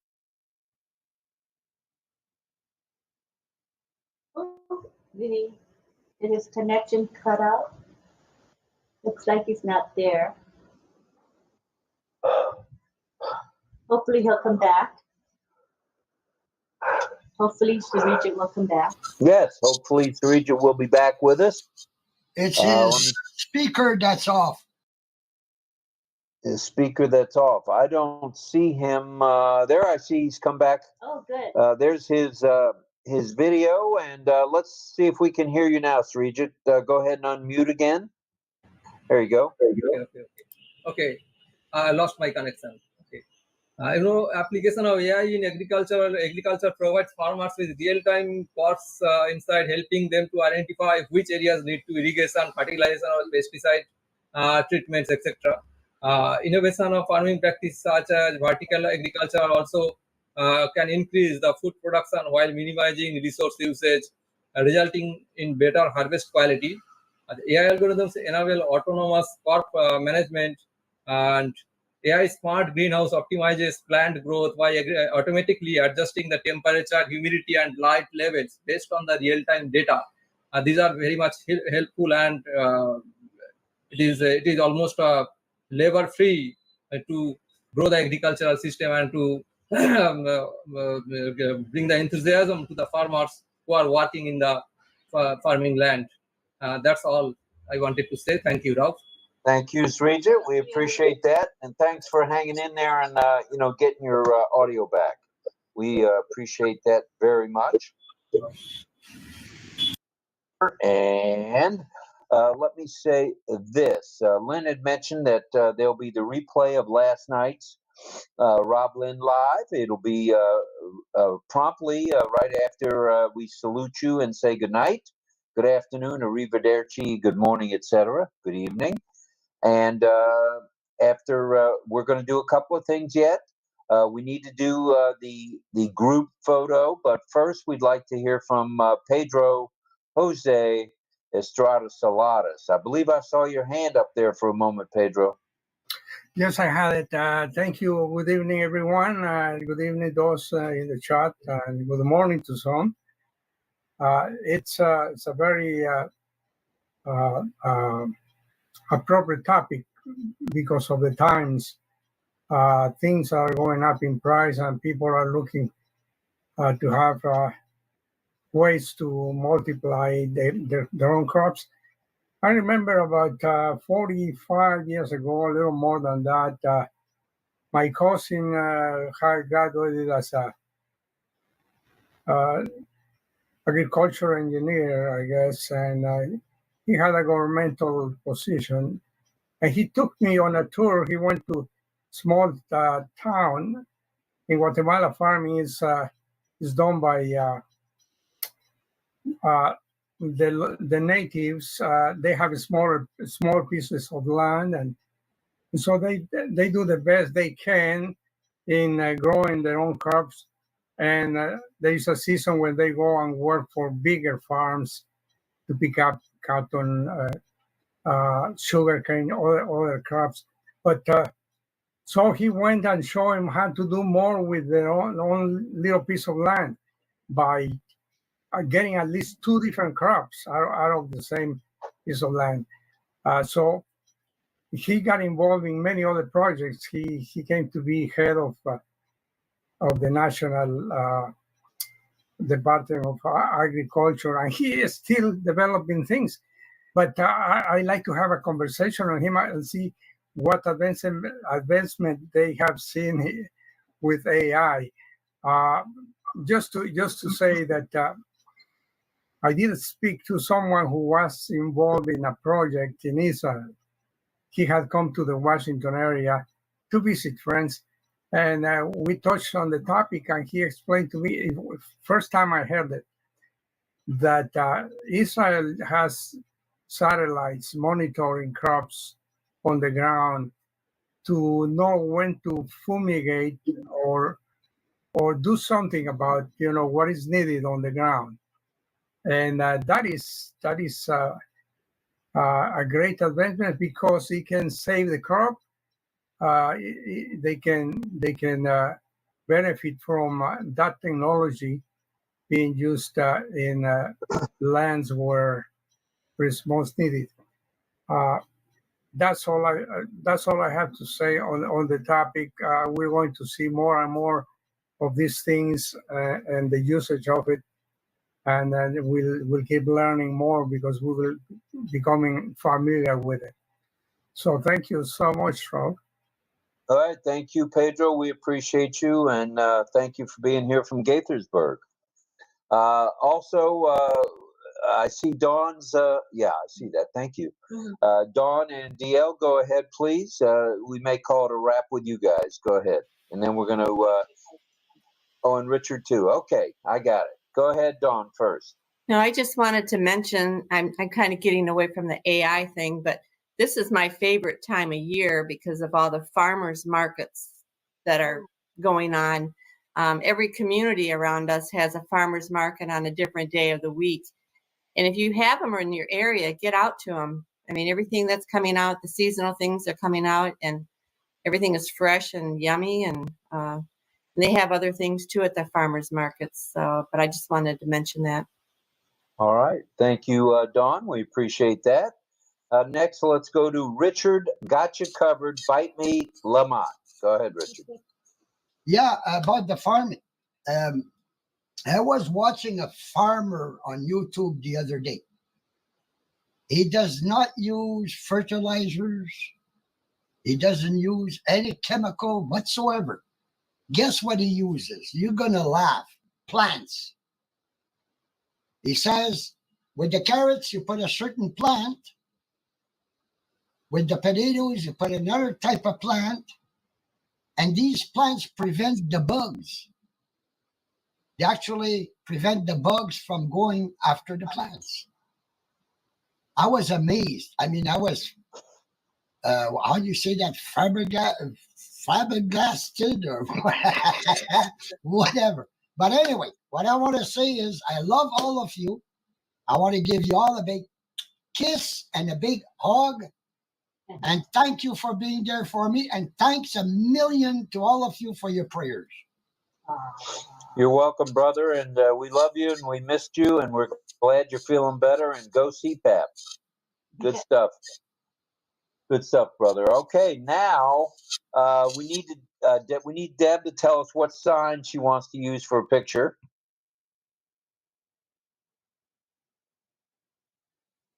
Farm. Okay, she picks a sign. Farm. This is a handshake. The thumb goes on the left side of your face by your chin, jaw, by your jaw, and then goes to the other side of your jaw. All right. Let's all do farm. Left side of face to right side. Left to right. Farm. Farm. Everybody got it. And you need to take the picture then. I'm letting them practice. Okay, are you guys ready? Ready. 1, 2, 3, smile and sign farm. Let's see. Was everybody signing? Yeah. Oh, everybody was signing. All right, all right, all right. You are a group, and we're going to do a picture now. One more picture, and then we're going to John Barilla. I promise, John. Let's do a picture with I, a bushel and a peck. I love you.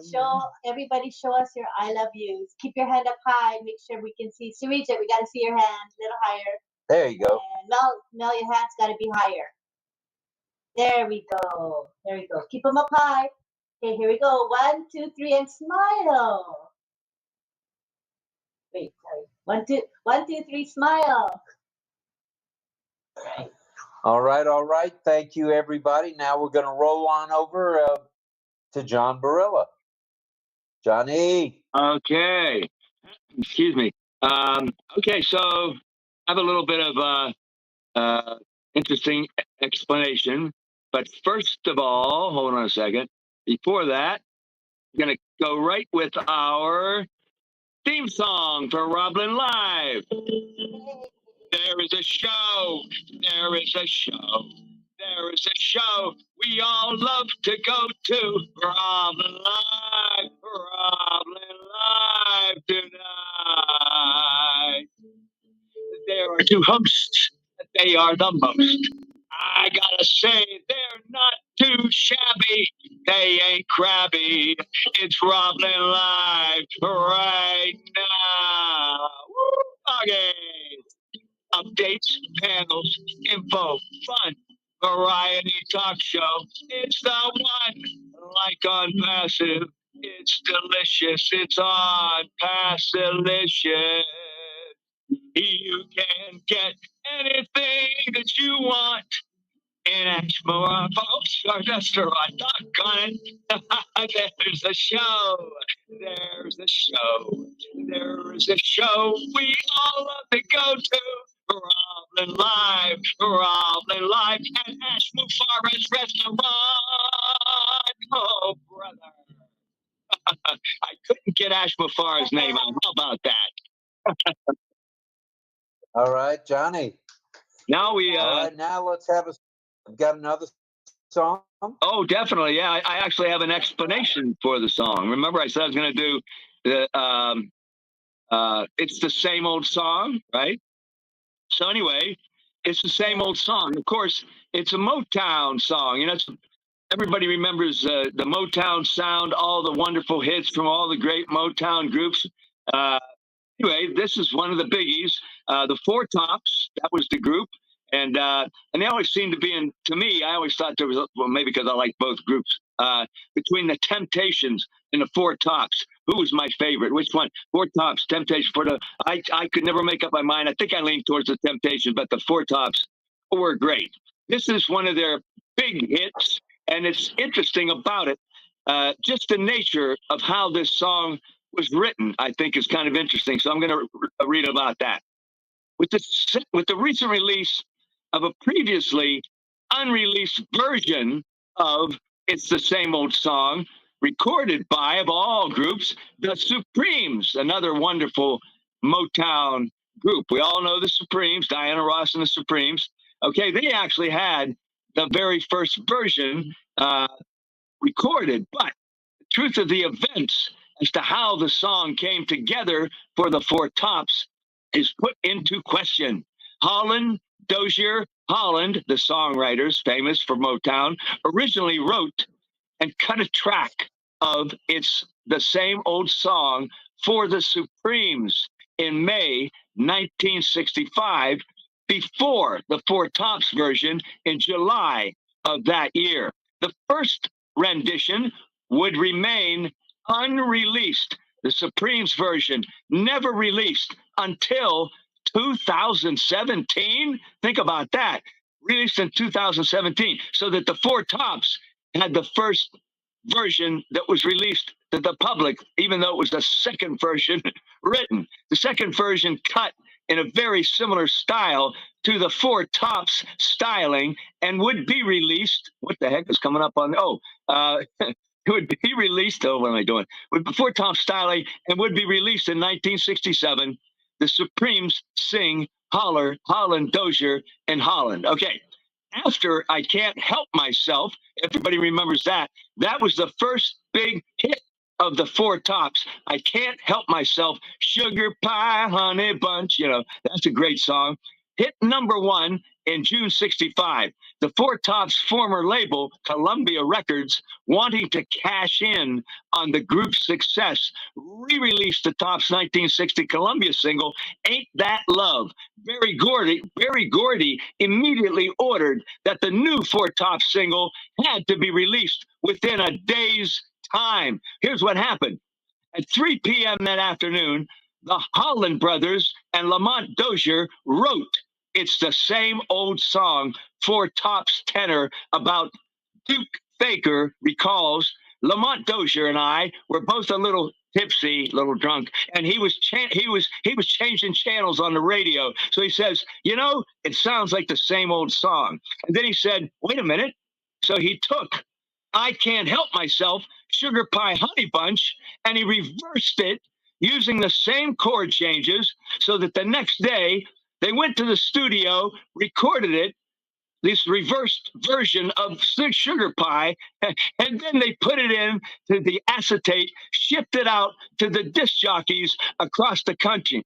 The engineering team worked around the clock, perfecting the singles mix and making hand-cut vinyl records so that Berry Gordy's sister, Esther, in the artist development department could critique them and select the best ones for the single release. By 3 p.m. the next day, 1,500 copies of It's the Same Old Song was then delivered to the radio DJs across the country, and the song eventually made it to #5 on the Billboard Hot 100 chart and the #2 on the Rhythm and Blues chart. Oh my goodness, just a whole lot of rigmarole to have this song written within a day's time.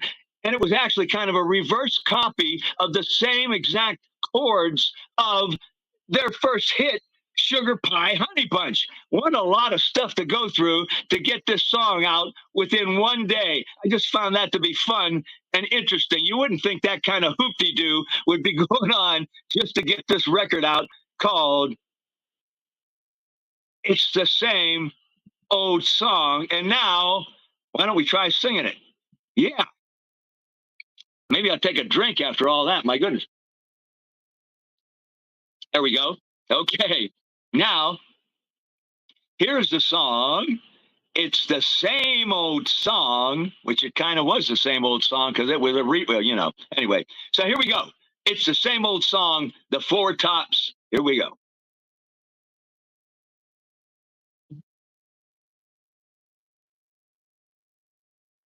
It's coming.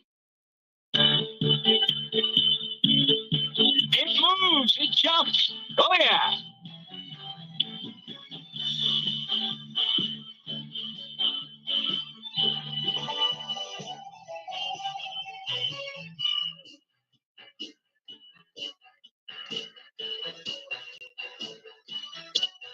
You're as sweet as a honeybee, but like a honeybee things, you've gone and left my heart in pain. All you left is our favorite song, the one we used to dance to all night long. It used to bring sweet memories of a tender love that used to be. Now it's the same old song, but with a different meaning since you've been gone. Now it's the same old song, but with a different meaning since you've been gone. My, oh my, sentimental fool am I to hear an old love song and wanna cry, but the melody keeps haunting me, reminding me how in love we used to be. Keep the hearing the part that used to touch our heart, staying together forever, breaking up never. It's the same old song, but with a different meaning since you've been gone. Now it's the same old song, but with a different meaning since you've been gone. My.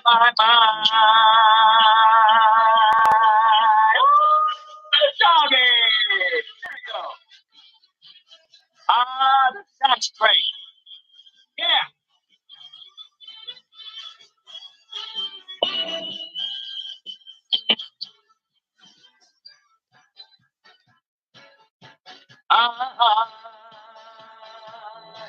Yeah. It's the same old song. Yeah. Here we go. Precious memories keep lingering on. Every time I hear our favorite song, and now you've gone and left this emptiness. I only reminisce the happiness that we used to dance to the music, make romance to the music. Now it's the same old song, but with a different meaning since you've been gone. Now it's the same old song, but with a different meaning since you've been gone. My. Well, it's the same old song, but with a different meaning. Oh, yeah, it's the same old song with a different meaning. Oh, yeah, it's the same old song, but with a different meaning. Oh, yeah, it's the same old song, but with a different meaning since you've been gone. Hey! Woo, doggy! There you go. Same old song.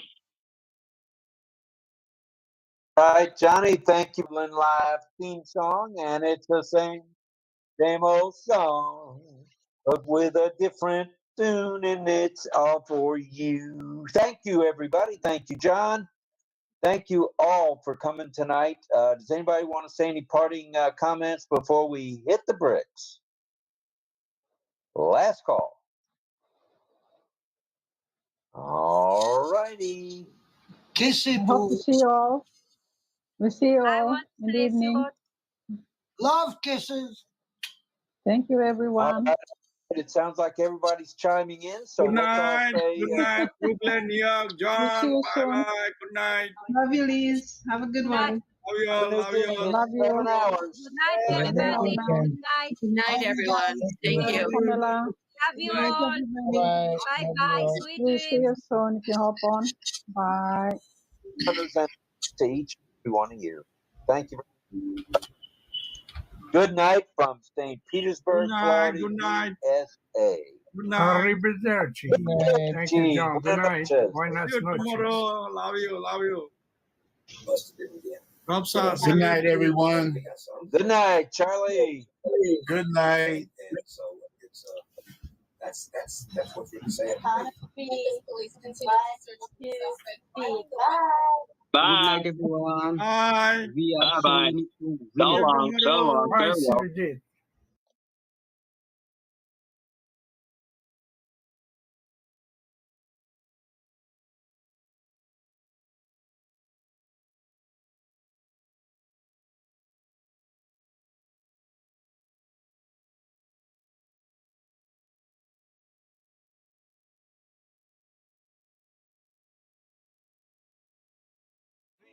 It's RobLynn live right now.